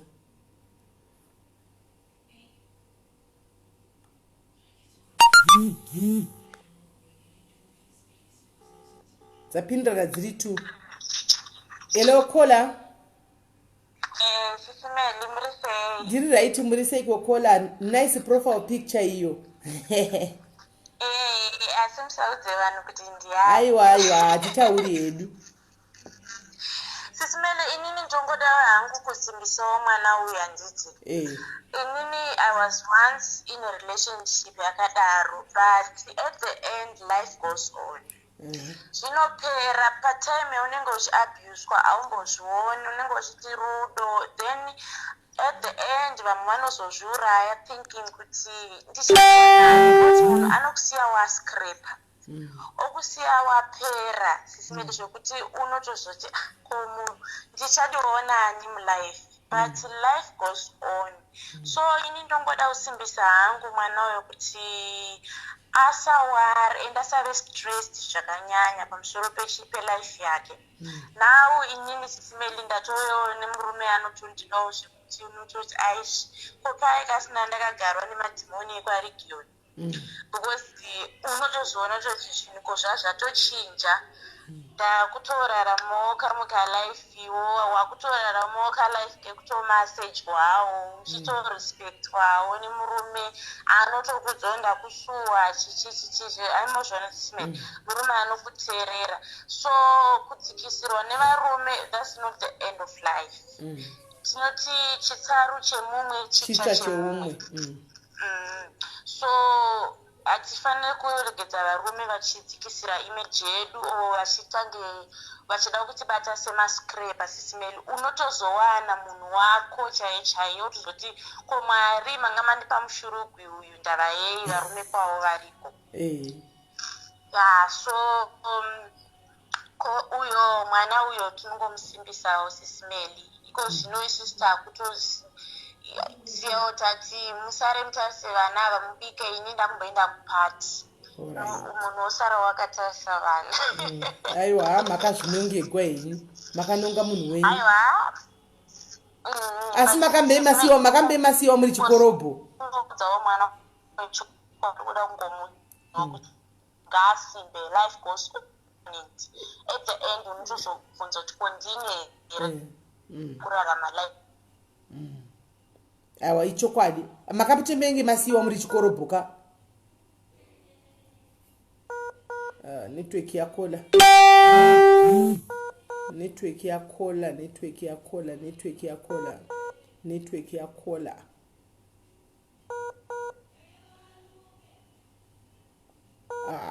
yakola yakunetsa. Alright, hanzi nakola ndofunga mashinzwira. Hanzi takambopindawo marelationships akadaro kuti unosiwa uri dendi handika, but unozoona mna nokuda iko zvino vari kuti vakawana mna anomaona yekuti vanotosirawo vana vachini chamboenda kunotamba kadhashi kupati kunodhasharara anomaona muna choche enda yenyu madam. Saka there is light at the end of the tunnel. She must not give up. Anditi maona. Alright. Hello, Kola. Kola, hello. Maswera sei Kola. Hello, maswera sei. Maswera sei. Maswera. Maswera. Ndachida kuti ndingosimbisawo Kola ari panel yenyu nhasi. Competition ayupi mupenyu akangoziva kuti zvinoitwa nevanhu has a lot to do with who they are. Hazvidefine who she is. Saka akangoziva izvozvo zvinomudetserawo kuti agone kuforgiva nekuita move on with her life and know kuti chinhu zvese zvinokundika. I'm a depression survivor myself. I know I've been there. There's a lot of better things out there. But haugone kuembrace zvinozoera pakamboka patezera paneipo ungaramba chingiri chinamataona kuti Mwari anonzwa and anohina even anger issues. God can take all that away. Tinotenda. Thank you very much for the words of encouragement. Thank you. Okay.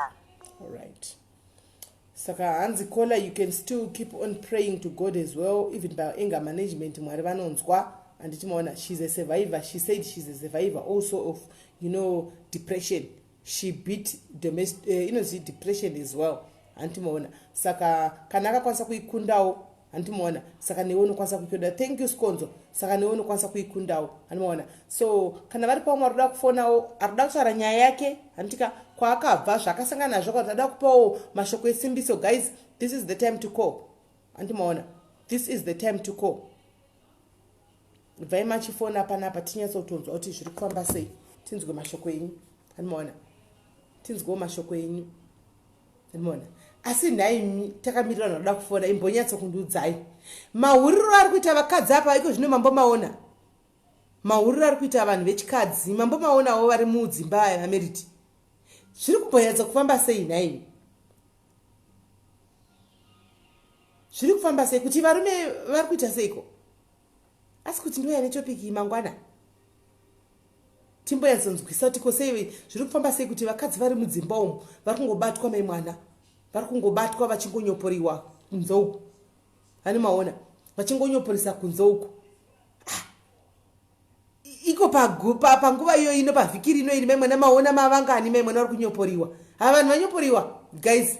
Vanhu vanyoporiwa. Vanhu vari kunyoporiwa mai mwana kune zvinhu zvekutamba kune zvekuti chiyona vari kunakirana kusha uku. Muri kuwa ini.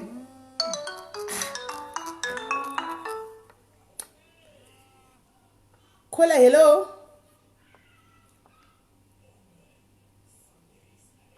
Hello, Kola. Hello, Sis Melly. Hey. Inondotaura nyaya yangu handiti. Nyaya yangu isemfanana neyaKola uyo wekutanga uyo.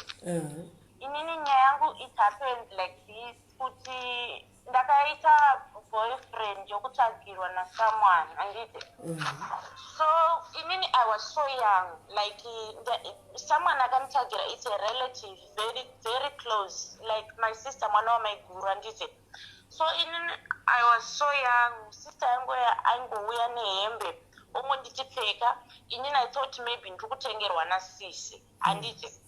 Ouya nebhutsu pfeka, ouya kana nemachips tichingodya pai handiti.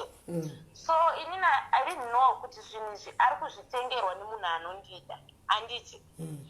Munhu uyu iye ari kudzokera kwaari achitaura sister yangu yati ikukuda but ari kunyara because mwana mudiki. Okay. So one day mashops and that age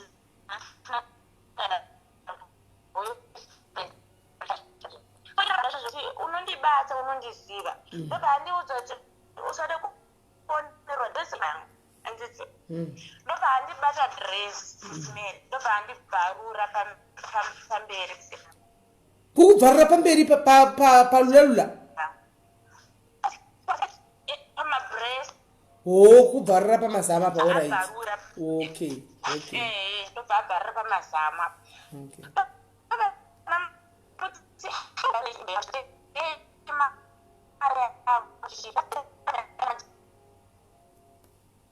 Network yako Kola iri kuita ichibreaka. Network yako iri kubreaka guys. I don't know network yake iri kunetsa. Indandahla kuti wakabvarwa mberi naimi. Kola hello. Kola hello. Na network yake iri kunetsa. But ane nyaya yanga ari kutaura nyaya yake. Kora ni nyaya yake yanga achitaura. Kola hello. Network yake iri kunetsa. Shit. Right. Achafona zvakare. Gaiti achafona. Achanyasofona Kola. Ndandachingati naimi wakabvarwa kumberi naimi mashurugisa azara. Saka ini nyaya yangu iye vanhu vaya vari kungonyoporiwa vakadzi vari kungonyoporisa naimi. Mona chiuru achisekwani. Chiuru achisekwani nokuti mangwana uchahorawo. Adzoka. Hello Kola. Hello, Sis Melly, network iri kunetsa. Network yako iri kunetsa ndikuzviona. But apa makudinzwa. Tikukunzwa stereki. Alright. So mukomana uyu manje ndakaisa zvokufonera baba vangu. Baba vangu vaigara somewhere ndisi. ndobva ndavaudza kuti hapane mukomana andibvarura hembe but mukomana yari kuti wakadya mari yangu yakawanda but inini handisi kuziva zvikuita se zviri kuitika. Baba vangu babva vafonera kupolice station mukomana weuya kutsvakwa achatowanike. So that guy anga kupota achindigarira ndichibva kuchikoro handizi kudzimara ndatoti inini handichada kuenda kupi kuchikoro because mukomana weuya ari kundigaririra. Then it happens kuti mukomana auya kuSouth Africa mukomana weuya then ndokungoperawo kwazvakaita akagara kuSouth Africa for 5 years achidzoka after 5 years akangouya sinebe aindite kuti ndakakusiya uri munhu wangu ndakakusiya uri munhu wangu. By that time ndanga ndakutodanawo nemunhu ndandatokura and I was preparing for my marriage. Then mukomana akangouya sokuti munhu wangu then that guy akatanga kundirova like murodhi akasangana neni ondirova vanhu vakungonditi hure wakadya mari yemunhu but hauchamuda vanhu vanongotaura and aitana akutituka unyatsoti ingadyiwe mari nehure ini sezvokuti even vanhu vanotomudzira kuti this guy akadyiwa then aenda kuSouth Africa kuchishandira mari yekurora musikana akusara akuda kusamuona nditi mukona but it happens kuti nini hapana kana zvandaimbozviziva and mukomana akanga auda kundirora akatozongosviba mwoyo akati no ini handikwanise kukurora uine image yakadai then ndikabva ndamwa poison. I drank poison zvinani hangu kufa I was young 20 years. wedzera volume wakuita uchitaurira pasi kola. Then ndakabva ndanwa poison handiti ndikati zvirinani hangu kufa because kana 20 years handisandane mwana munhu ndichinzi hure. Munoziva kuti hure ezvinezvi takura zvakutodadisa nditi tonzi amai vanohura asi kola usadise zvanzi zvakutodadisa naimi kwai zvitodadisa kudzimai ava vanohura naimi munobvumira unozvitogwana kola amai ndevelula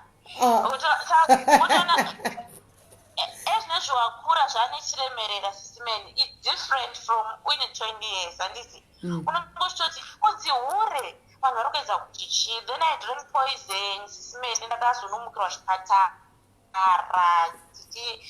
then my father vakazouya vakatanga kundikansela life goes on chichichichi mukomana wangu ndobva atanga kutonidzirawo tsitsi bhosi akatoona kuti ndanga ndatofa ndatoluza life yangu ndobva atozonzwa tsitsi ndobva atoronga date rekuti ndakuenda kumurora. Then that guy ndobva azotorwa nemacid akazombonorohwa ndokuzoregedza kwaakaita kundishusha but I almost lose my life nokuda kwemunhu iyeye zvekuti ndakanga ndakungoti ameno chero ndikafa chero zvikaita sei I don't care but unotozoona kuti ndinombozvifunga sisimele kuti dai ndakafa pai and I was still a virgin hautombozive kana mbolisi dzakawanda sisimele I was going to lose a lot in life.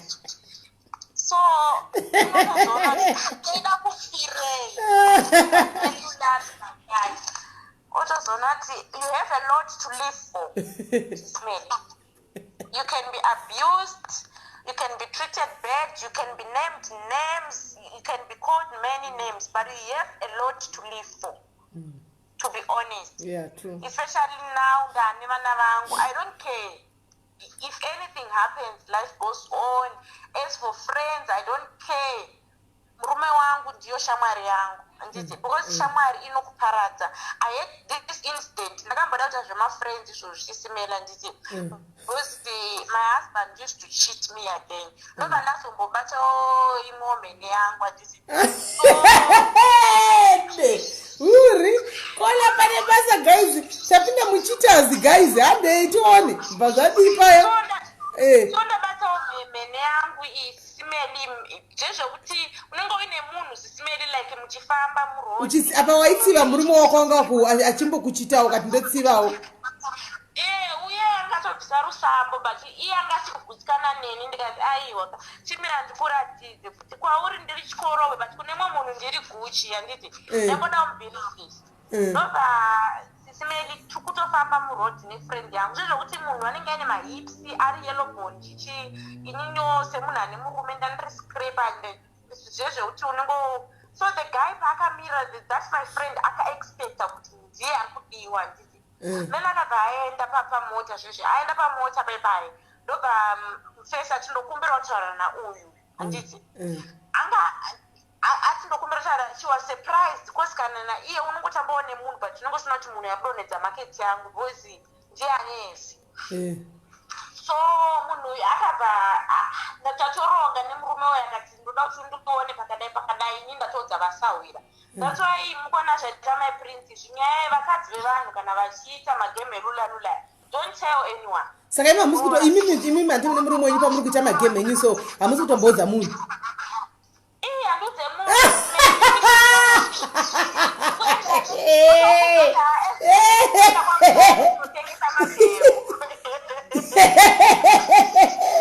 uri handudze munhu sisimeli munhu akatoya tichimuone nhamo dzekumba kwake nditongoti namatayo kana kunamata kunoudza peace of mind atimukona asi muchiitawo zvenyu next side kunamata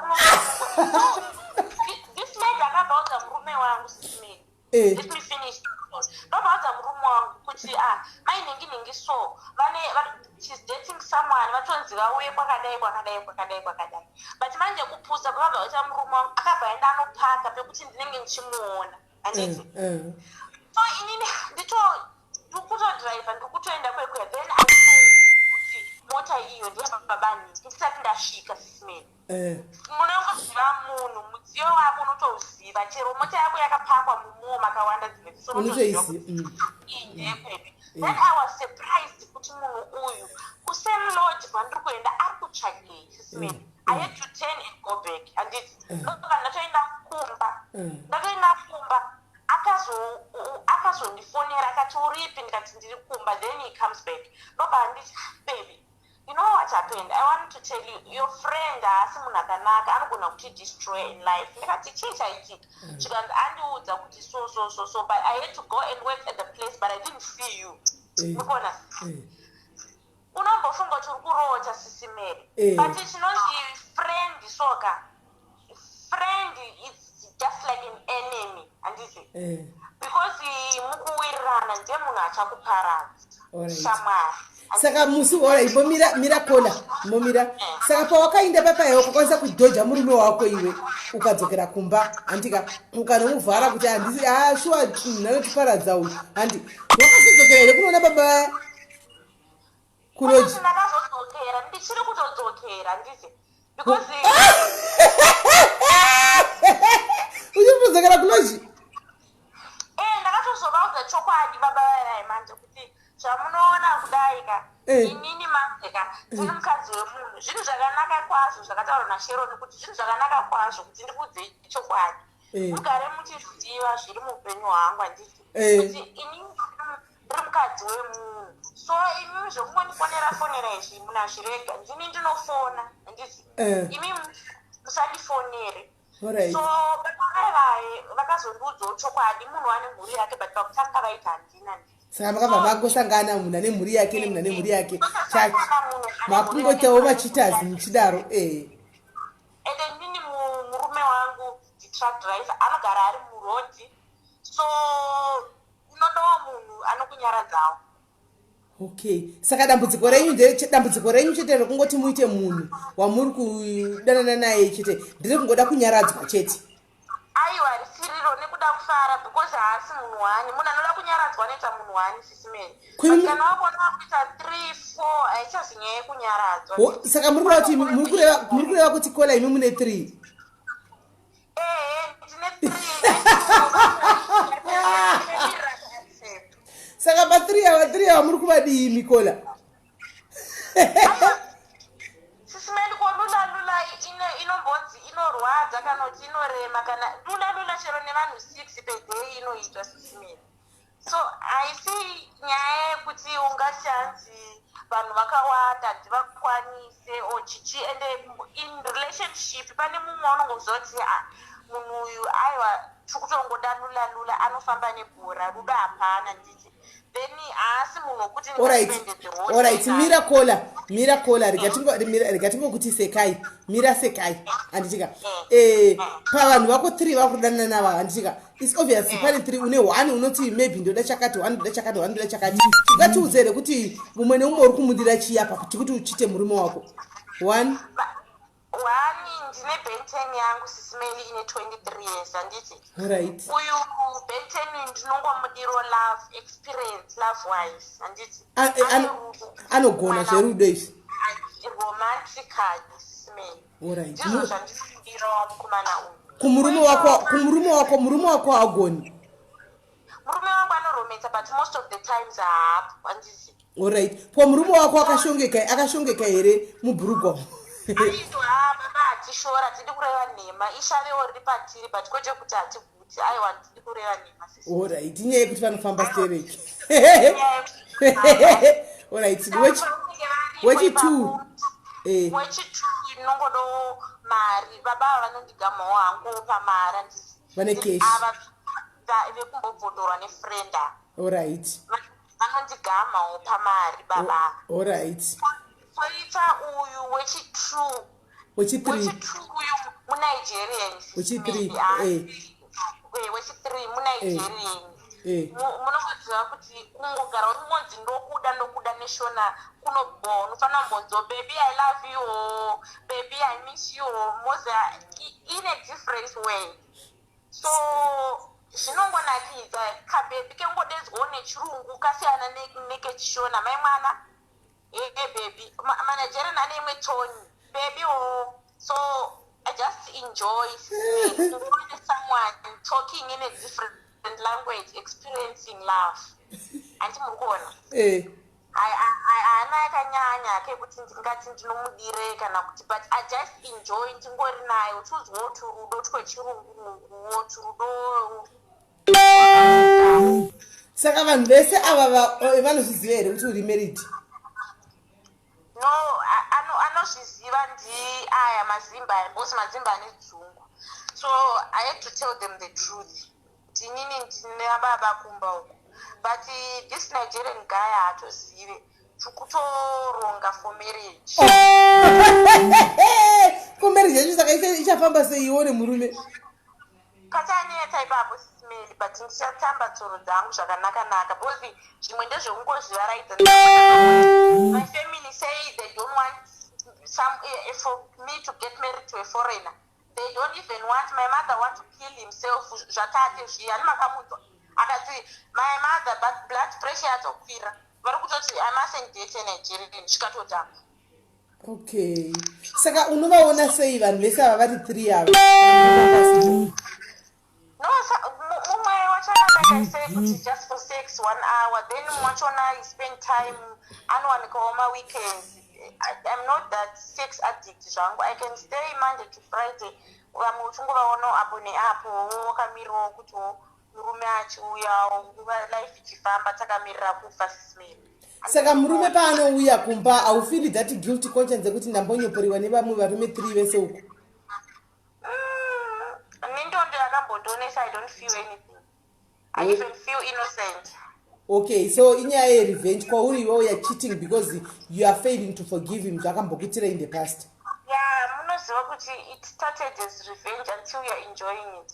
That's the problem. Okay, is your husband still cheating on you? No, I don't want to lie. He is innocent because the phone ndinda kutopinda nayo mutoilet iye anongoisa apa anongonongobuda otoenda kwari kuenda oti ninga akazofona umudze zvakati maybe kana achichitawo akanochitawo zvekurovawo lula 2 minutes murodi but noti kuti tingati ane munhu arodanana naye girlfriend like kuenda kumba kwegirlfriend hatizvirambe Sis Melly varume vanozviita but for now ndogona kumureverera kuti haana but tisati tataura zvakawanda like even people judge me this guy Sis Melly akambotora mari yangu yandakanga ndakachengeta yekutenga mota and akatora mari iyoyo he was planning to do some things akaenda akanotengera mota girlfriend. Oh, so I murume wako yeah, where I'm coming from. Akatengera girlfriend nemari yako shanda imwe haindichengetesi. Alright. So wakazozviziva sei kuti kune girlfriend iriko yakatengerwa motikari? Akazoudzwawo nemunhu waaishanda naye atoona kutoti uyu zvaasingachaenda kumba ndobva munhu auya akandiudza akati so munhu yakachanga ari kundida ende nini I have to pretend like ndakumudawo trying kunzwa masecret ndobva ndakatonzwa kuti kwaane munhu mari yamainzi yakabiwa yakatotenga mota. Iwo unayo here mota yacho panguva yacho iyoyo? Ndanga ndisina nditi mari nditenge mota yangu. Yeah. Iye ndobva anditi mari yaari kuida ada pane madeals aada kuita ekuti inobva yatopa nditi ndobva yangondotenga mota bhosi yanga isiri kukwana zvika ndine madhira andauda kuita let me top the money up handiti ndoita madhira aya ndobva ndatongonotenga mota izvo munhu weuya girlfriend ine mari yainayo yatondichimira ndikuwedzere unotenga yako ndobva kwanzi iwo kwaudza kuti mota mari yabiwa ndobva ndanzi ndarobhewa mari yabiwa chichi almost a week munhu akarara pambedha Sis Melly ndichinamata ndichichema misodzi nini ndichiita sei ndichimupepa kumutova kuita sei ndikati no achipretenda chikuru upenyu anditi life goes on achipretenda until ndazonzwa nethis guy munhu anenge akutozviona akatoona kuti munhu haasi kurara pambefide maybe huku kwaane zhara kwamai ava chiregai ndibhoza molake pamwe ndogona kuita sekudyirawo but time yaunenge une stress munoziva kana sex hauite kana basa nayo you don't care about anything unenge uchingoti amhenu ende unenge usingafungiri kuti munhu wako ndo zvaari kuita ndizvokuti chero kuapproachwa nemunhu unenge uchiti no handidi kuchita murume wangu handiti yeah, so wazonzwa kuti murume wachona ari kurarama sei start to hate Sis Melly to be honest but all I can tell other women I know kuti varume vanogona kugumbuka kuita hasha vagoti tsambi vagoti chi but inini I can tell munhu kuti life goes on nguva yekuchiraramira kuti ndinofira pamurume ndinoita sei I know someone akasiwa akuzvipazhira murume achibuda achinogara girlfriend apa iwo akupfeka mapampasi hauchagona kana kumuka handiti hauchagona kana kumuka ende munoona unosiwa kurwara Sis Melly edzi inonakidza uchiti pamwe ndini pamwe ndivo handiti noti zvekuti unenge uchingoti ndakavigirwa wakagara ndakagara zvopedzisira zvakurwadza kuti munhu isho akandidai ndisina kana kufara kana kuita sei so life goes on chero varume vakapopota chero vakatuka chero vakati nzenza chero vakati hure chero vakati chi nzenza iyoyo iri kutoraramirwa nemwe murume handiti so Sis Melly life goes on I want to tell ladies kuti life goes on whatever you do make sure aubatwi saka manje murume wako paanodzoka habate foni yako iyi inini foni yangu haatobati iwe ndounobata yake ini ndinobata yake ende haatorina time yachona because kana zvesocial media haatorina netime yachona anogara angori busy kana zvesocial media kana zvewhatsapp unotoziva kuti kutongofona nekuti chero pawhatsapp acho ukaisa message havapinduri vanongokudzwa kuti driving ndoti adhiraivha henyu sikudhiraivhiwawo kuno nevamwewo saka hapana kana hama dzemurume dzatichaziva kuti ndozvauri kuita izvi kana kuti uchavhunduka kuti varipo vanoziva vano nyaya yakatombotaurika anditi murume akati inini ndakatadzira mukadzi wangu zvakanyanya zvokuti zvimwe zvakungoitika muupenyu handichazvitarisira chikuru inini naye kunzwanana nerudo nekukudza vana vedu nekuti munhu akanditadzira Sis Melly kusiri kuti mafanizi kana kuti majokisi kana kuti chi wakanditadzira zvaanoziva ichi kasikasi pemwoyo wake kuti wakanditadzira zvakanyanyisa wakamboita gore rese mupolisi isingavuke ndikangogara ndakanyarara ndichingoti kurwara iye munhu akatosungwawo zvake kumahuri achiziva but nekuti ndaive mudiki ndaisatombosiva kuti kune chinonzi kusungwa kana kuita sei gore rese usina kana lula ndakangoshinga Sis Melly ndinodemba gororo kuti dai ndakasangana nevanhu ava mwari chiikotamaitambudzira ngezara. Saka zvawati we boyfriend yako yechidiki ibhenteni inonyatsa kugona kushandura pamubhedha, hauzokukanganwi here baba vekumba? Aiwa, baba vekumba handivakanganwe, musindo zvavo, but kwatakabva tese kure ende vakamira nedzimwewo nyaya dzinonetsa, but handivakanganwe hangu Sis Melly, kutaura chokwadi. Uyu Benten uyu haana mari yekuti angandichengete chero ndikabatwa nhasi, ndosaka tichiedza kuitawo nekuti unobatwa worapiwa wofa nenzara, chawagona chii? Hapana. Tichimuona. Saka there's a possibility yekuti murume wako iyeiwoka akati aiwa kuhama dzake siyana ineni ini chikuru chengeta vana, there's a possibility yekuti naiye anotoriwo negirlfriend somewhere, iwo chiti hakuna. Handizire hangu Sis Melly, anogona zvandataura like kuti anogona ainayo handizi, but akuita zvine respect ende ini ndotozviyembura nekuti handichazvioni, nekuti aive munhu wekuti aigona ngokurayira kuti nhasi ndakuenda unorara kwaJanet handizi pafeya. Iye Grace wamatuka iyeye nhasi ndokumba kwandakutoenda kunorara, achitobuda achitoenda handizi. So kana ave kuita zvezvokuti ukatomubvunza kuti ndakufonera manga muine girlfriend sei musina kudaira utoti ndinopika naamai vangu kudai ndanga ndisina munhu, ukaona murume ari kupika naamai vake unofanira kumuunderstandawo. Saka pavana vese vaunavo kola unoziva sei kuti ona ndive murume kana kuti vamwe vamwana ndekumabhenteni kwaunoshandurudzwa uko? Aiwa, nyora ndiite Sis Melly, apo ndinopika nedenga.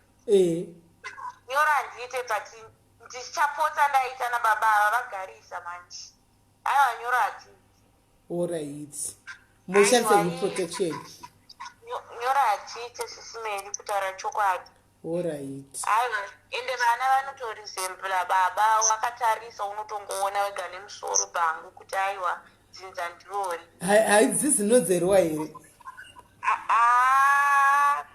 Zvinogona kudaro nekuti ndakaona mumwe boyfriend akafanana nemwana wegirlfriend yake, but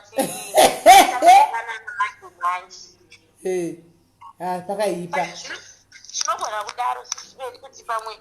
Saka boyfriend dzako idzi panouya murume hadzizoita here shanje dzichida kuona iwe murume aripo? Aiwa, senge avo vekunigeria ndo vanotonetsawo. Zvino ndinotovaudza kuti every month I'm going to Zimbabwe. Every month I'm going to Zimbabwe. Every month I'm going to Zimbabwe.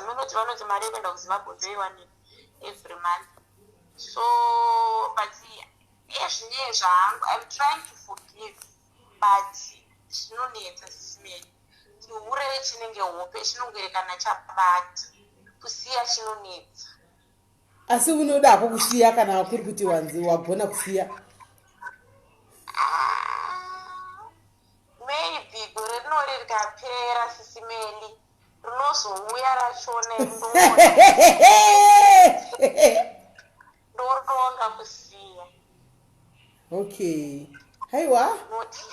We wish you the best. Kola kuti aiwa mwari wakuitire zvakanaka kuti gore racho ripere uri mupenyu kugona kusiyawo chihure chacho icho chichi. Aiwa, 2026 ndosiya Sis Melly. Handiti? My time. Haiwa, ndinotenda Kola nekushare nyaya yako inonakidza kudai. Thank you very much Kola. Alright Sis Melly, chiregai ndidai foni yemurume wangu ave kufona. Alright, thank you. Ya pakaipa guys, pakaipa. Maiona kachita ziyapindira. Hanimaona. Vazvitaurira vega, handisiri ndanyora haiti, handisiri ndataura. Zvikanzi aiwa ini ndine maboyfriends angu 3 plus murume. Zvikanzi ndine maboyfriends angu ndinozviziva. Hanzi ndine maboyfriends angu 3 plus murume. Handimaona. Ini murume akabonditadzira saka ini ndikudiwo, saka ini ndikutsiva. Handimazviona. Saka indaperigwa nemashoko. Kana aripo mwari da kufonawo guys, kana kutaurawo nyaya yake. Guys, handimaona. Pamwe uri kunyoporisawo, handimaona. Zvaita Kola ushu. Handimaona. Ingofonawo namba ndakupa idze kufona. Handichika 071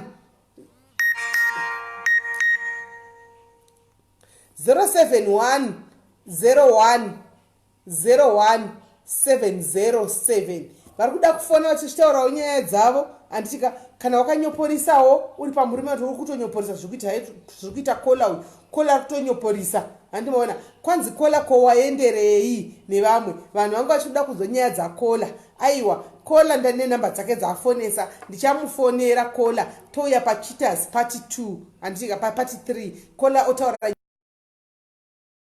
ino iyi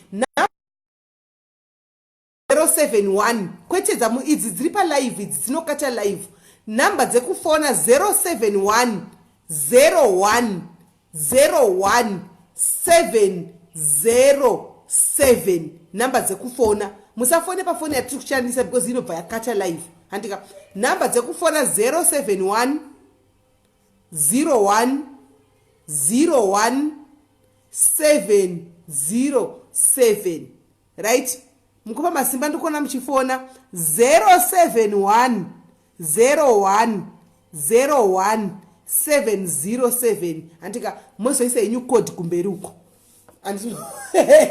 handimaona saka mufonai panamba idzodzo fonai panamba idzodzo dziri pamusoro pecaption yelive namba fonai panamba idzodzo tinzwe kuda vakachitawo kana kuti makachitiwa kana makadii ini handichaziviwo guys kana varipo vamwe vari kuitawo zvelulalula izvi guys nokuti chiri kuitika ndechekudai veduwe mazviona kuti pavhiki inoi vakadzi vari kunyanya kuhura vakadzi vari kuita lulalula vakadzi vari kuhura and something is wrong mudzimba umu varume are you respecting your wives varume respect yega muri kusapota here vakadzi venyu varume muri kupa here vakadzi venyu attention yavanofanwa kupiwa mudzimba umu varume muri kunyatsogona here kupomba vakadzi venyu mudzimba umu kana kuti hamusi kupomba because kana muri kungoti muri baba nemurume nemukadzi mumba musingapombi panogutsa imi mazviona kuti pavhiki inoi kwaita vakadzi vangani vaura ava sorry may your soul rest in peace anomaona mai prince vamwe mushonga vakazviuraya anomaona vabatwa nemunhu vachihura asi vane murume wavo murume yavo ende ndipasta futizve ane mukadzi wake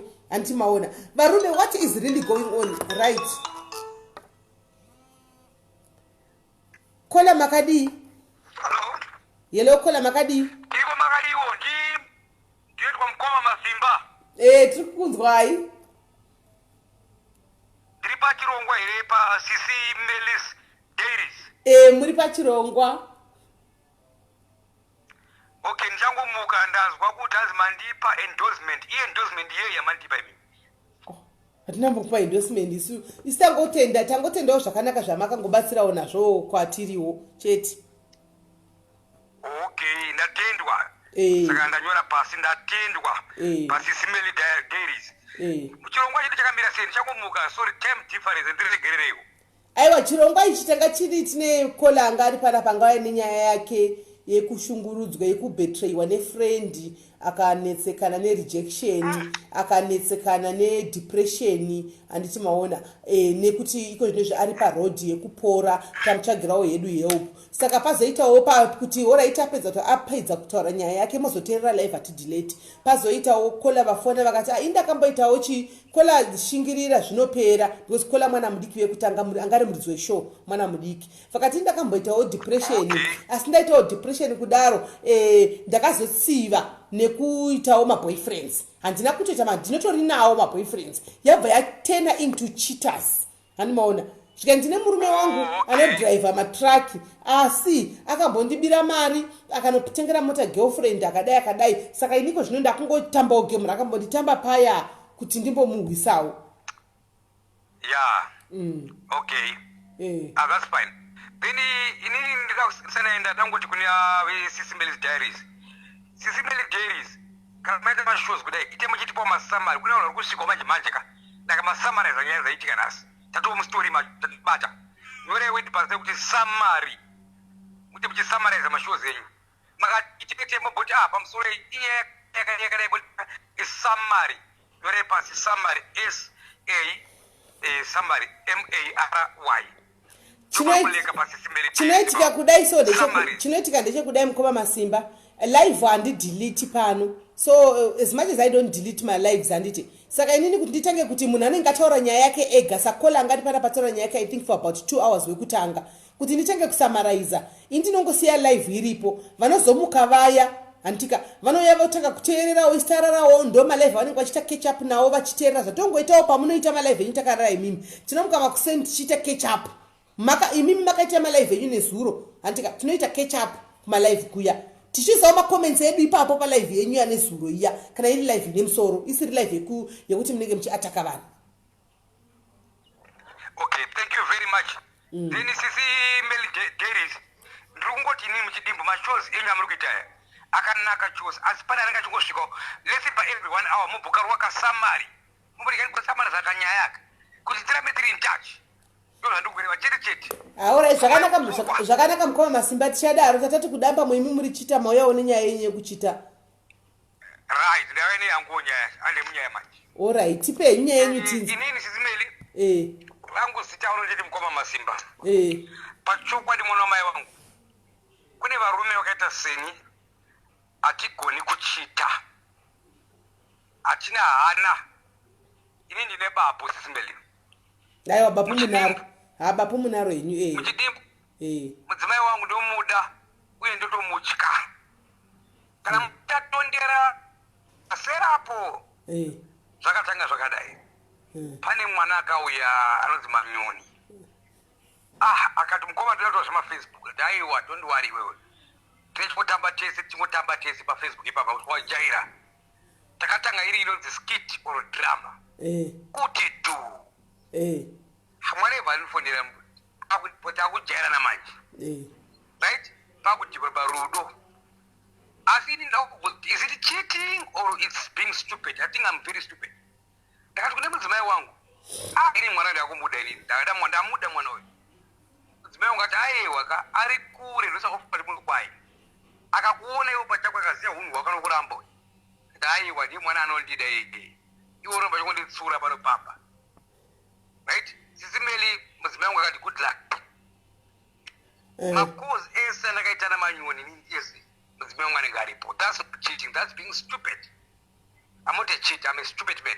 Kune mukadzi wangu ndakwezoramba newe mune zvakanaka ndakwenda kuUK makainzwa nyaya chakanesa mukadzi ati aiwa kababa mwana imimi munoda kutiza zvikwereti zvenyu makasiya matora mari pano mujoint account mari yangu tanga wabhadhara mari yangu ndoyakanesa iyo ndakatenga matikets ka3 akakanselwa nemukadzi wangu ndakatadza kukwira ndege ndaidzodzwa pandege apa right. So that's not cheating. I think it's being stupid. Just to show the kuna wangu mwenda sini mkazi wangu be knowing every move yangu. Right? For example, na Manyoni tete inozima video calling. Ya muzizia Sisi Melly zazwana ukulisha muzizia. Aiwa makambo ndiudzenyi kuti maita video calling makashama naye akashamawo. Aiwa tsara nyaya yangu, let's talk about me not here. Apo panapa. We have to respect his woman. Ya video call dala mkazi wangu bashika but iwe para magetsi akuna magetsi utongwa chitena siwo kuti aiwa ndakaneta ndine stress unza gaimuke Sisi Melly ndaitambudzika kuti Mwari ndibatsire zvimuko ndibatsire mari right. Anyway, after that pakazoyawo zvikuru kuAustralia mkazi wangu ndakatomuti alindaona mkazi alochengetwa kuAustralia kwemi munoda ngochengetwa kwemi mukoma masimba munoda ngochengetwa nevakadzi nguva yandakandiri Sisi Melly yangaikuya kuda kuchengetwa ndatoda kuchengetwa because handisina chunhu Sisi Melly handisina chunhu nandakaomerwa but mukadzi wangu Sisi Melly kuti mimi ndakataura nevanhu vese panapa ndinomuda and I'm very sorry for being stupid and I will never do that again. Saka imimi mukoma masimba mukadzi wenyu maida kuchengetwa nomuwanhu mukadzi wenyu asingakuchengeti here. Sisi Melly mukadzi wangu handidi kunyepa ari very tough. Even Sisi Melly muri tough pakutaura chete. She's a very tough person. I'm not very straight. She's a very difficult person. Right? Sisi Melly takati kuna Manyoni. The only way for me to come to UK chibochila ubatofunda mukadzi wangu vanzi mainini ndimi munai murume wedu uyu iwo watorambwe wewe anzi aiwa maini ngatitaurirane mainini because I can let him come or I can stop it. manyoni akabavhoronga zvese zvine nyaya yetuzungu-dzungutu. Sis Melly are very good girl. I call her a good girl. She looks very young, sexy, but very difficult. Hadi nonsense, Sis Melly.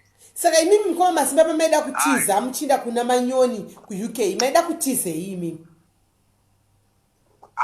Manyoni angadi baba mwana pa. Imagine ndakagara pa pole wanzi. Unosvika pa airport, unosvika ndisina brugwa. Takati my way. Azunongori baba, ndechita kusawata unongochita takati my way ndo kwangu. Ndakandapererwa Sis Melly. Ndanda kuti amana kamanyoni akati pa unozi hope. Akadita murume. Akati ndore murume we. Unozi murume we. Akomana kaita kunzi kufara komana.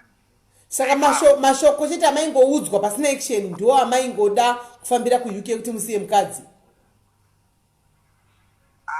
Mukadzi wangu Sis Melly. Haisitape kutabada Sis Melly. Kuna mwana wali kuti kaunokona ndakabaandareta muri pandakataka kumunyenga Sis Melly. But ndakati ngandazana nemukutopana. Very good, but ari very akanga vichandotaura chesa wakamboti akomana ngori mijeri bedo. Sana ngandidza kutaura chokwadi. Kutaura chokwadi. Chokwadi chako. Alright. Type yes, Bella ite ya Jenny.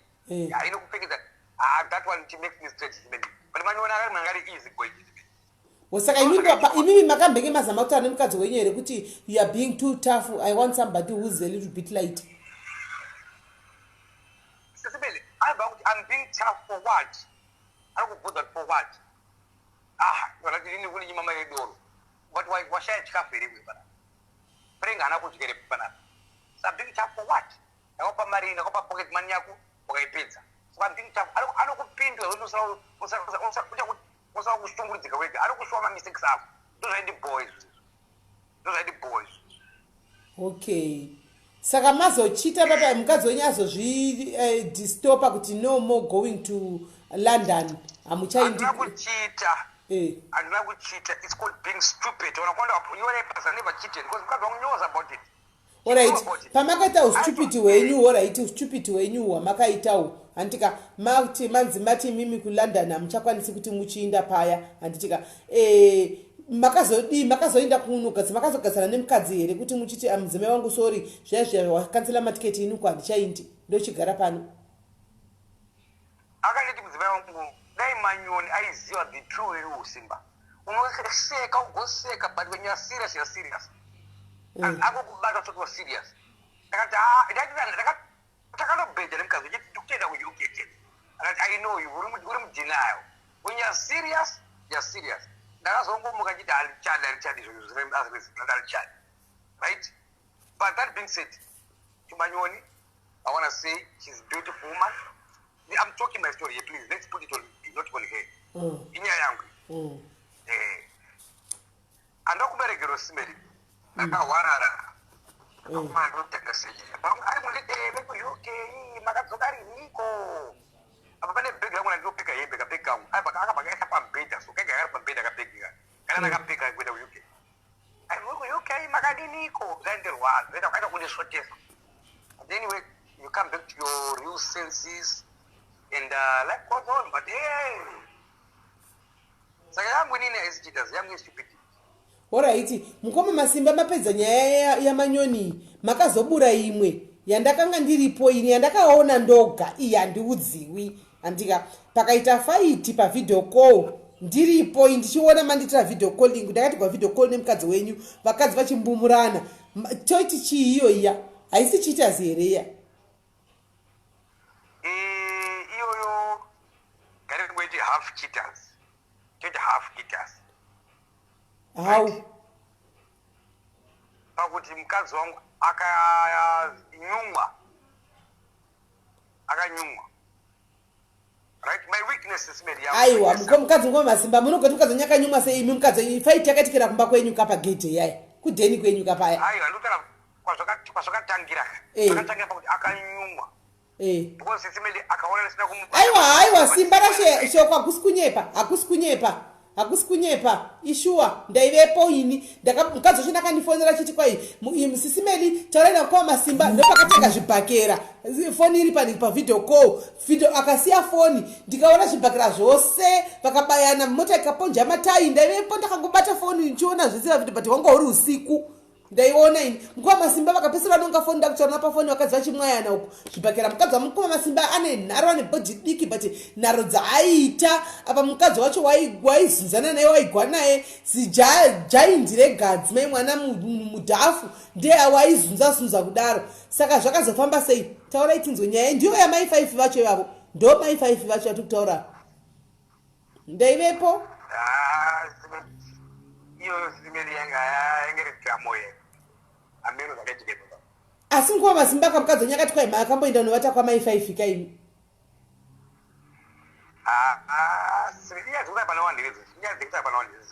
kwanzi tiri pashow here tiri pashowzvo aiwa mukwa masimba tisikuita zvokutseka toita zveiba chokwadi mukadzi wenyu akaona ti aona makamera akaona pakamera here mai 5 achiweta kumba kwenyu mimi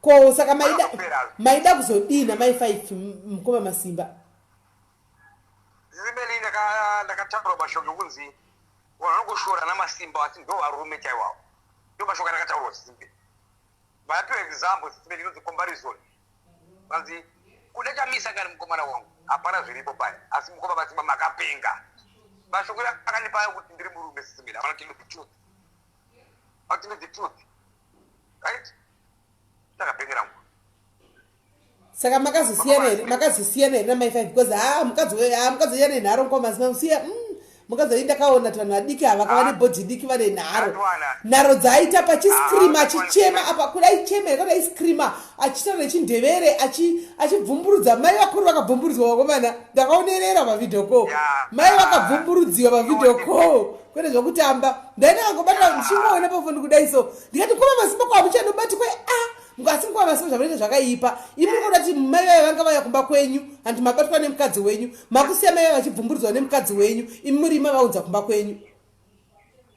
aiwa sisibeli akangoya ega achiti ada kuona mukadzi achamutaura kuti ndakutora murume awangu tikati aiwosadariwa zviitwe zvizviri ndoyandega kubva kwako unobva amota mota vhururu benzi yake asvika pajeni azviitwa kasibeli ndokudina vanhu vewo apa zvinoita satani benzi kwabva yaponja mavhiri pagedhe penyu musiya raive dhirama chairo ndakapinda bhizi but anyway that was akazototi masimba your wife ka no one will take you from that woman that thank you and I tried aiwa mukadzi wenyu handiudziwi hangu handiudziwi pana jeni ndakazvionera pavidheo drama ka ndikapota kaichangu ndikona drama ugona mai 5 nanambovaudza kaini paya mai 5 dimi mai 5 muri kuindepi musainda kumba kwamukoma masimba kwai ndikuenda kunomupedzerana najani ndikunopedzerana najani andisendera meseji achindishaudha audza vanhu vekuuk amene kwamunogara ikoko kuti zvakada nopedzerana ndikati munonorohwa uko mai 5 musaindako zvikai ndikutopinda vari pavidheo call neni kuti mutopinda mumota mavo kuti dhobha wena zibenzi bango remota mota ichifamba ichiinda mukoma masimba nenguva yandakaona vozvuzvurudzwa mai 5 chindevere chakanga chobuda paya ndakafa nokuseka vedu we ndikati iwe ingamboshuda mafirimu kuaustralia uko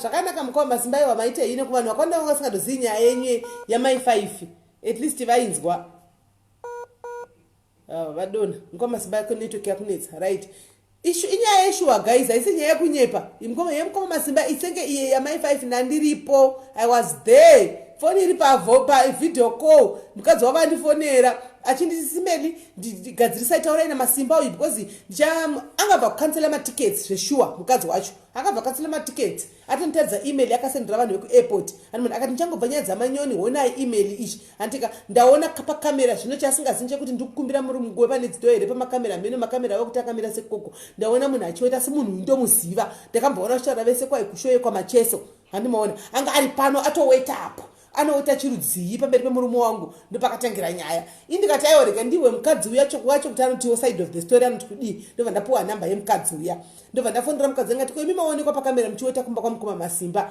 muchiweta pamberi pamukoma masimba kumba kwemunhu zvachifamba sei hede mai 5 vakati ndotoindako izvozvi ndotoindako adasida rijairira mukadzi uya apa mandevere oseka ndakahwiririra vediwe ndakaonerera ndakaonerera wakadhonzwa kusvikira ati eke munongo waini, right? Saka vari pedyo vanoda kufona guys, vanoda kutaura nyaya dzavo dzekuchita kwavakaita, antika vari kuda kutaura nyaya dzekuchita kwavakaita kana kuti kuchita kwavari kuita iko zvino izvi tinzwewo. Varipo kana varipo varoda kutaura, handitika fonai, handitika namba dzekufona ndakupai, handitika 071 01 01 707 namba dzekufona. Tinzwe nyaya yenyu kuti zvakafamba sei, chii chakaita kuti uchite chii, kana chiri kuita kuti uchite chii. Tanzwa kola anga ari pano, kola ati kwai ndiri kuchita because murume akandirwadzisa, akatora mutengo akanotengesa, akanotengera mari yangu, akatengera girlfriend, handimaona anzi akanotengera girlfriend nimoteri mari yangu, aindihurira, handimaona. Saka ndakazochinjawo shiri yakazobvutawo kutohura newani, kwai ndiri kutohura nevanhu kwai 3, handimaona. Umwe ndewerudo, kwai umwe ndewemari, umwe ndewemasweet nonsense, anzi anogona masweet nonsense, handimazviona. So kana varipo vamwe vari kuitawo zvekuchita izvi guys, vada kufona, handika kana kuti vakamboitawo zvinhu zvavo zvezvi, please uyai mudiyo, fonai, namba dzekufona ndakupai, tinzwewo. Kana pasina tagarisa palife guys, ndimbokata aiwa nasitaseka, nasitaseka tanakigwa, nasitaseka tanakigwa. Hanzi good siwona Lili na Lili Kampofu. Lili, musiwere ndakaonerera unongodzwa iwe, musiya pakaita kubuda. So inini my question to you men is, handiti murikona vakadzi vari kuchita kunzouka, handika vakadzi vachichita, handika chii chiri kunetsa, handimazviona kuti vakadzi vachite. Mukadzi kana achiwana zviri kuwana mumba, achigutsikana mumba make, handitika achiprovidirwa everything, achirespectwa mumba make, anobudirei kuti aende kunochita. Handi kola mamudza achitwa ini ndakaitira for revenge, handi mamudzwa kola ati ini ndiri kuzviitira for revenge, but in the process ndiri kurevenge aka zvakapedzera zvakundinakidza kuti ndichasiya, hazvindichagoni kusiya, ndichazisiya maybe kana gore roda kunopera, handimazviona.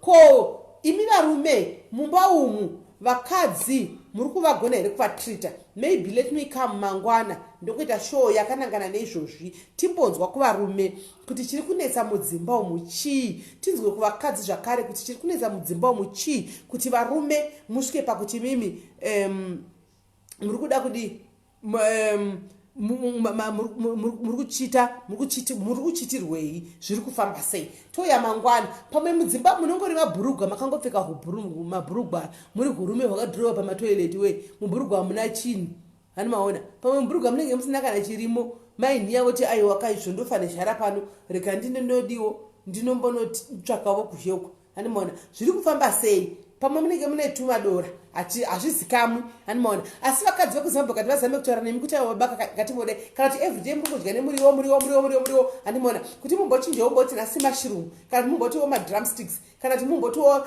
timbotawo mashort ribs, vamudi majaira missionary, handimaona. Ko kuti mumbochinjawo, handimaona. Ukati mukadzi akati azvitaure, hanzi uri hure wazvawanepi zvavari kutaura izvi, wazvidzidziswa nani? Saka vakadzi varinga vachizvinzwa wakakova mawhatsapp group kuti mashandurigwa ari kuitwako, voda kunotesta, anotesta nani? Nomwe, nokuti iwe uri shumba kumba kwako, akati akuudze hazviite. Handi vamwe varume muri kungopinda mumba kwaedza everyday, hamuna nguva nevakadzi venyu, hamutozivi kuti mukadzi wako anopfeka bhurugwa saizani, hautozivi mukadzi wako anopfeka bhodhi saizani. Handi chikomba, remember chiripo kufila gap rako iwe, handika chinotenga, handimaona, bra chitoziva saizi yependi yemukadzi wako iwe usingazivi. Vakadzi voti aiwa toinda akakuya nokuti iwe hautomutengeri kana pendi. Pamwe zvakapfeka bhurugwa repulling socks, mukadzi wakanenge nebhurugwa repulling socks riya otora ocheka makumbo oita bhurugwa, handimaona.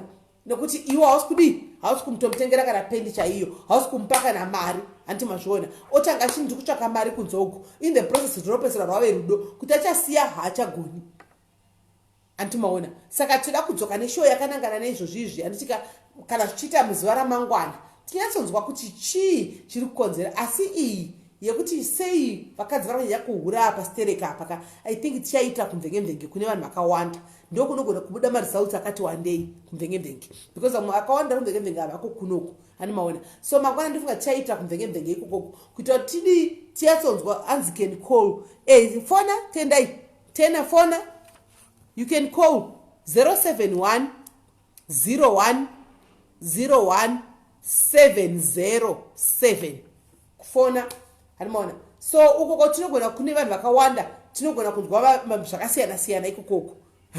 Handisi maona. Handi mazviona techida kuti zvinzwire ikoko uko kune vanhu hobho saka vanhu vanodii kunoku techitika ende kwevanhu vati kurei vakura vari vemachiwadi uko kuzere hwana but kuhwana uhu pakungobvunza tinogona kuwana zvakawanda guys. Vadzokazve. Hello kola. Mero. Ya ndauya hello ndakumejo ndikuita sama ndikupendera nyangu.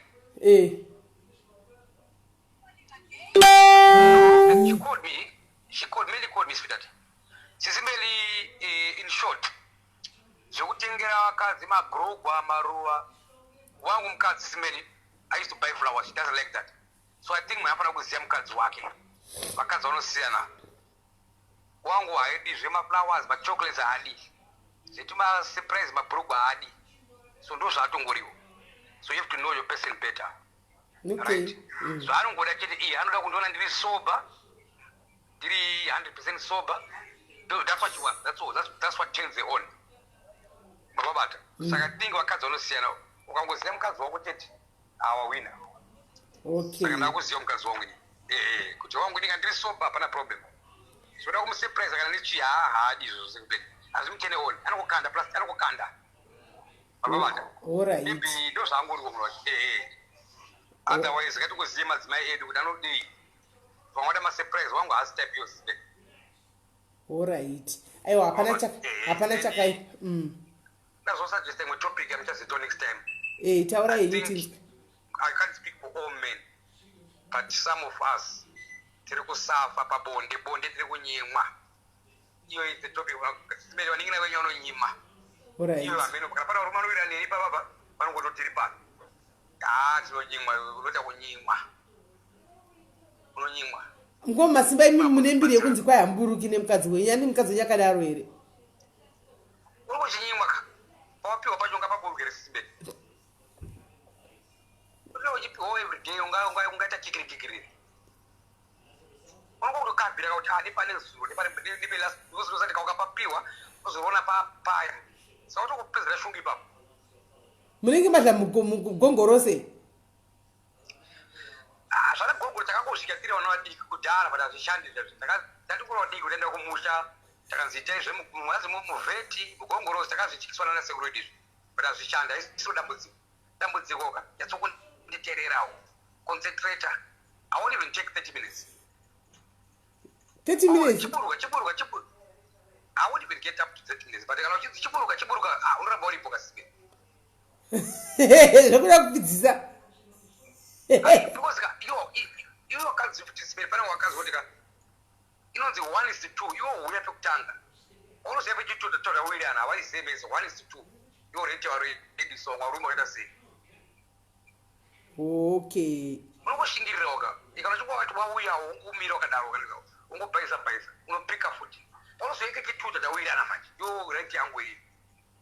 Alright. Saka muri kuti muri kuda topic yekuti titaure nevaning'ina ava kuvana ava nevaning'ina kuti muri kunyima varume bonde mudzimba umu. Kuti bonde ndakatukana paya ingwa yedu motiregero pabonde ndanga upenyu kutsva bonde makes us a new life. Okay. Saka munoda kuti tiitire kupi kumvenge yakune vanhu vakawanda kuti tinzweka views dzevanhu vakasiyana siyana kuti vachinzwawo kuva vari kunyimwawo. Intoda kumvenge but ndiri careful kuti vakadzi vese kune vakadzi kuti anokushandisira bonde kukufikisa. That is very wrong. Okay. Bonde ingwa yedu. Let's forget about zvataibotadzirana zviya. But iro bonde racho ramunoda kubvunza ngoma simba ronakidza here makakonana. Yes, Brian. Angwe kuti bonde ndo mushonga. Ndo solution yekuti tigadzirisane. Murume akapewa bonde anofawa. Kwa kana mba musina chikafu bonde racho mukadzi angazorinakidzwa naro here mukoma masimba. Mangwana ndotenga chikafu chacho mangwana nacho mangwana ndo enacho chikafu. Secret yepa murume wese ndinoziva nini kumbe bonde chete. Wamba bonde anodzika. Ukamunyima anoramba akati ndindi vakadzi mune power 1 mune power yemwiri dzenyu shandisai mwiri yenyu kuti pengesa wamugoni kuvari kushandisa vanhu kupengesa varume kunze uku vakadzi. saka tiende ikoko ivo vakadzi vari kuenda kwakunze kwacho futi ikoko vakuenda uchitozviona manje that's good chakashata kuzobatwa tete but at the moment kubatwa kwemukadzi kunonyadzisa right but zvichatchinja hazvo ya50-50 simeli I support vakadzi vari kubuda I support them kuzi yanguva yawo kana sikufara hasi kufarawoka okay right inini kana wangu akabuda ndapasina zvino why kana chida kunofara nganofara ikoko right that's it I can't stop it alright I can't stop her I mean vakadzi kuti very soon kubatwa kwemukadzi kunenge kusina basa because takutozvijaira it's new to this society people should be free and happy kana siri happy anobuda kana chingabuda iwo unobuda one but inini manje ndoti kune vanhu vese dai chakwanisa kutaurirana tokugadzirisana manje vamwe vachataurike nesu musoro which is very wrong inini I've told my stories I made that big time but ndakasvika pakuti aiwa mai mwana chindiregerera ndakutaka upenyu utsva right that's it I to be honest handizveri kuti anotaka upenyu utsva inini it shows saka pamakatenga upenyu utsva iko zvine zvapa muchiri kungogarirapo here wane awa padenga sisimeli iyo nyaya inonetsa chirwani pakuti inini maybe pamwe ndindotorwarawo vandakaremara meno sisimeli ininика I really need more time pabonde inini hangu ndikarakazvimiririra but I know my problem lazviwanike kwese wanakaenda kana kuona ma5 kwese kwavo vakati haiwa chichienda iwe uchienda right so that shows ndine problem ndini saka muchaita seni problem yenyu because mukadzi wenyu akakuseya kuna mukadzi anomirira zvinhu zvakadai ndakaenda kwese kumadoctors anosexologist akakusvika kwese vananzi that's your type A here and zvaita uri reko ndakati it's okay inonetsa problem yes I'm always ready mukamasiva munogota ready everything muchigara muri palife ready ari chuo munoita nguva iyi ndoshungu dzacho kandoskasha wacho kuti sisibe you know how powerful it is those sperms ane controla munhu kana brain sina kusetla nokubaya button utaka kuita live yako can you see the symptoms now they are palife ngoba mazimba those are the symptoms okay I'm telling you all right I mean we need to talk people like me I want to talk is all right no signs acho kasimeni all right saka kwese kumadokta kwese ndakaona kuti hauna problem kana ndozoto muriwo ndasanoita sei let's try to understand kuti munhu uyu haazikwanise place yako ndakati but there's only one girl anonzi Fiola ndiye akandigone iye ndinachika chimutaura mazwezi ndakazorogwa zvake kudhara alright saka zviri right here kuti tischedule show nevi nkoma masimba yamangwana kumvekemvenge I'll be there, but I'll speak for myself with respect. Yes, you speak for yourself. Umwe mwana taura akazvimiririra. Handiti kuda ngobata kwese very kapana namukoma wakaterera wakamboita dambudziko rangu rekuti you want more sex, you get less sex. Makazofambiswa sei tibatsireiwo. Akaona ngonyarara. Mutibatsireiwo makazofambisa sei namukoma. The more I go like okay, ndere kuchikora hangu, ndochikora simeli. But simeli ka ndote ndicha kufamba chakuzwa kuwaiwa chakuchako. Enda pokera palai wakufamba na friend from Uganda. You see? Okay. Aiwa para kuipa. Saka mangwana takati manheru na 8 mune mamuka 8 dzekuno. Sisibeli, I want to teach you one thing. You always say 8 o'clock African time or Central African time so that we know pakati 8 kandosheza 8 yangu nini. Always remember. Ndataura wani kuti 8 dzekuno mukoma masimba. Ndakukuticha. Mutanaona kukuru panapa. Anyway, I'll be there. Tomorrow I'm Saturday, I'm there. Tomorrow I'll be there. Alright, because masande techida kuti Sunday tigozo mukatigadzira kunda kumachechi. Saka 8 African time, 8 dzekunoko. Yeah, I hope also I will try with mudzimai wangu sei anga aripo achitaura sei ndakazvimirirawo. Mukazi wenyu achitaura sei ndakazvimirira. Saka kumvekemvenge kwacho nekoko. Ndokwachaiunza topic mangwana. Takatandara here tichiyatsonzwisa kuti zviri kufamba sei kuti vakadzi vanyoporise varumewo varume muchinyimwawo pane vanhu vari kuteerera nameguru vari kuteerera panapa nameguru haisi nguva yekusekana. These are serious shows ndapota hangu haasi mafanifana. These are serious shows. These are very serious shows. Alright, saka mukadzi wangu anokufundira izvo zvakaita free. Alright, hapana kuipa mukwa masimba ari panapa ari kutiza jeni kuti ona sisimela anga simela jeni ndinoda kutaura newe unofuna kutaka atano kufundira. Alright, hapana kuipa kanake kamukaje kaka hapana kuipa tutabva kuokuka Kuba kusimbele msoro wangu ngoga yakashika pamba hopa yakobhiza program ngofunga msoro wangu. Hopa atakundibisoba. Isi? Kuita kunyangira munhu zvazvina kunaka.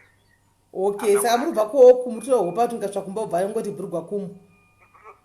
Ndofunga msoro wangu kuti ndichokupira mba hopa zvinomuzeza ona asina kuribvisa wini.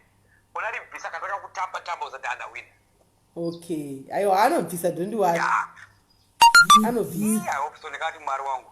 Aiwa anobvisa. Alright, mkoma masimba maita basa regai tigone. Thank you so much.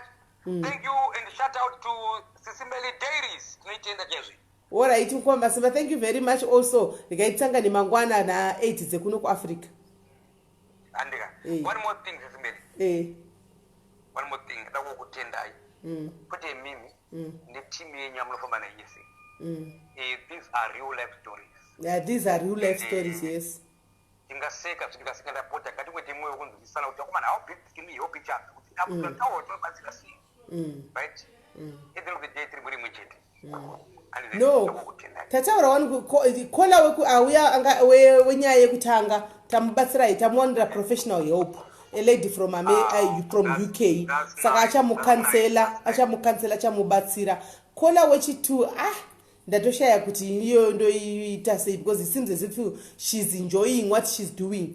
Wekutanga at least ane problem yekuti ati ane anger issues because of zvakasangana nazvo kune munhu akanga achidana naye andimoona, so she's no longer herself. Zvimwe zvese she was excluding herself from people arugara ari closet what not. She at least first step atanga kutaurawo neni akanikwasa kundifonera akataura neni akadai andikatikahwisisana. Second step abvuma kuti abatsirikane panyaya dzemaenga issues because she cannot have any relationship nenyaya yekuti relationship yakailaste akangodati ati relationship chete maenga issues ayanosimuka otanga kutsana neboyfriend yoyo, right? Then second caller ichita iri rauya andika rikuti ndisi kuzorega kuchita because murume wangu akandirwadzisa akatora motikari mari yangu yandaiseva ndoda kutenga motikari akanotengera girlfriend motikari akatouya achipretenda kurwara kumba kuti mari yabiwa nchimutova makumbo ndikazozviziva ndaudzwa neshamwari yake kuti musanyeperwe mari yakatorwa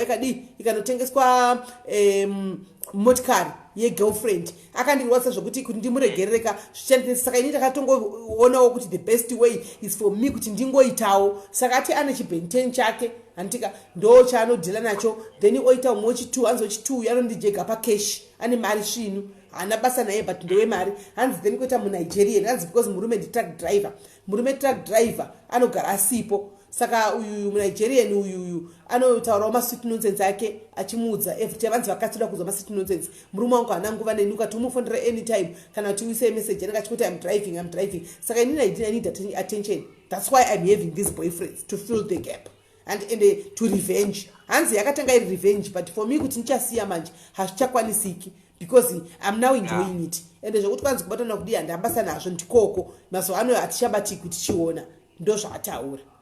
Saka pakadaro panonetsa kuti unoti help panonetsa pakadaro help rudzi yapa. Ayo help yamateta kumchirira nyaya yake ndio that's helping. We can only listen nyaya yake yotoseka todi but we didn't judge, we didn't say tangoti ko kana muso unobatwa utike zvikanzi across the bridge katiko vana zvikanzi pavana ndinoshandisa ma protection nema boyfriends angu saka vana ndiwe murume plus vakafanana neyo nebaba wao musoro wose. Yeah, then iyo ima protection iyo kuna wakaita Sis Melly nini ka antogona kupeka condom sisi. I think kuna warume wakadaro. I don't know. No mashoza mwana tusichiro. Kuti wale pera wakadzo kuti anda atodiwo condom racho. How did they do it? Understanding one is wereka. Ipa bosi bill how have the topics is men. Ifere panyaya zibonda. I don't know. Kuti ndoita show yekuti kuvakadzi hamusi kuda mapepa zviri kufamba sei. Are you enjoying my paper? What do my paper? But I want to do paper. What I paper smell I'm a guest agenda. From day one. So this thing should be, but we should also know what is wearing, right? So what are you gonna do? Alright. You try to be faithful with one partner. Who pop you a campita and you can go on. Alright. Don't be a pansy. Once take a condo. Can you see no paper tight? Anyway, nevertheless, the work tender away Sis Melly Dairies. One more thing. One more thing.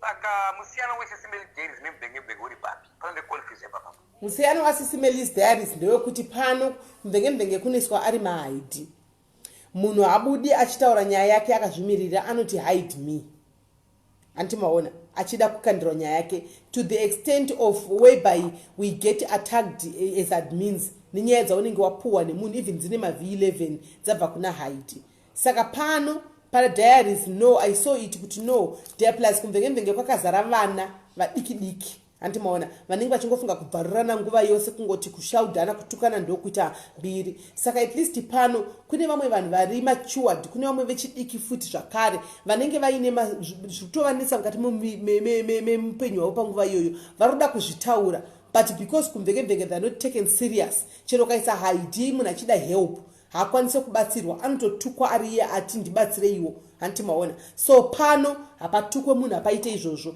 pano tinoteerera we listen to your story tine access yekukubatsira kuti tiwane help yachona then we help you kuti uwane help that's the difference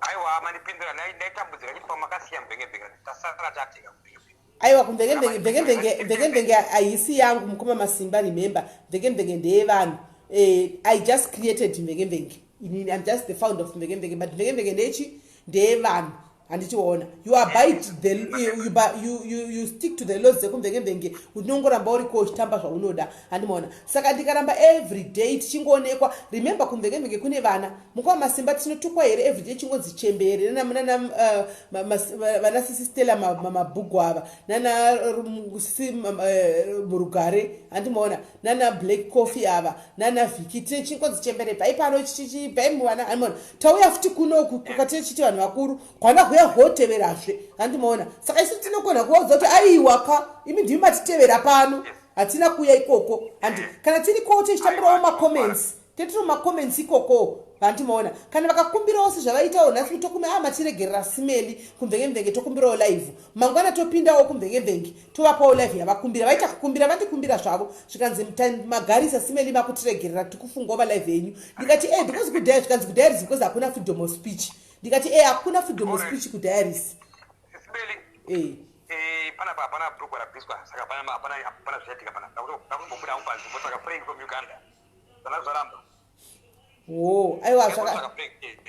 aiwa zvakanaka mukoma masimba ine motsvaga yenyu Frank zvakanaka alright ndibokera Frank wangu kusika zvaramba rekaita sei aiwa hapana shu tobatana mangwana kushandiswa kumuswa makuseni perekedze kunoperekedza munhu wapekedza munhu usvika munhu akakupekera sintag kusanda kuchidaro kanti munotishungudzira chidaro aiwa nditika aiwa pakanaka mukoma masimba this is very wrong vanenge vari rough aiwa tichataura navo mangwana dondiwati tichataura navo mangwana ningi navana vedu nevaningina vedu ava munhu achifamba muoko achifamba magara achiti papapa wakusvika pamba vanhu vava vakapfeka taiti haasubvisi aiwa hapana chakaipa aiwa alright mukoma masimba pakanaka chiendenyu kunoona Frank wenyu thank you very much bye bye right hanzi I think cheaters itirai pano yes cheaters kana ine muridzi no guys what we do kana munhu achida kuuya ega aine nyaya yake pacheaters antimaona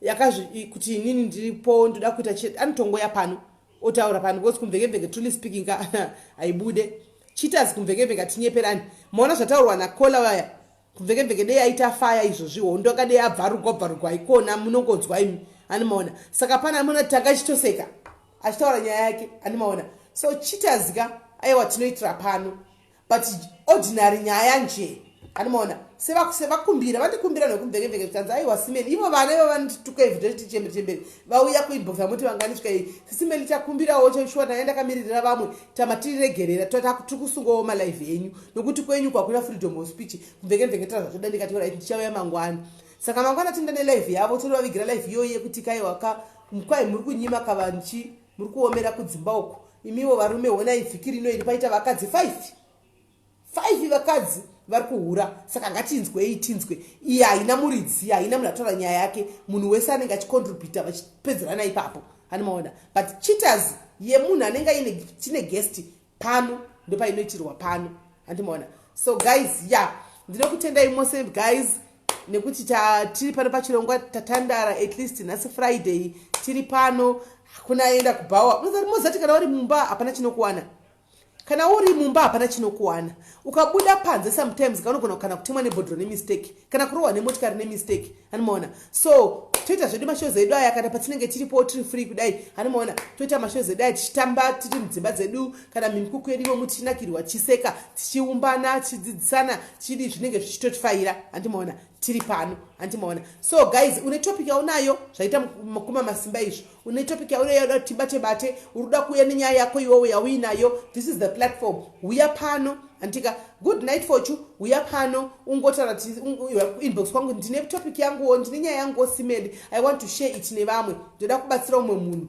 antika ndoda kutaura nyaya yangu antika kana ndoda kutobatsirwawo nevanhu kana ndoda kutaura nyaya yangu kana ndoda kubatsira umwe vakadzi ameno it's up to you andiona totoschedule show antika wotoya pano hazvina basa kuti topic ndeichi doesn't matter kuti topic yechi as long as uri kuda kuya nenyaya yako iri nyaya yako iwe muridzi yako kuda uri drug problem andiona kana kuti wakabhita madrugs waive nawo kana kuti unonetsekana neshavi rechihure handimaona udotsara nyaya yako pano handimazvona kana kuti unonetsekana neshavi rekubuda usiku handi rinonzi shavi rekuroya iri handika uri kuda kubuda handika pachena nyaya yako unogona kusabudisa fesi unongofona zvikuita vamwezvi wotaura nyaya yako no one will ever know kuti ndiani handiona unongotaura nyaya yako unongotsvaga dzimwe namba wondifonera totaura ina nditodiwa kana kuona tongotaurirana hantimazviona then kana uchida kune vanoda kutaura nyaya dzechivanhu kuti inini ndakaneswa nechivanhu kusvika ndazotenga micheka ndikadii anoda kutaura jeni yeupenyu hwake handimaona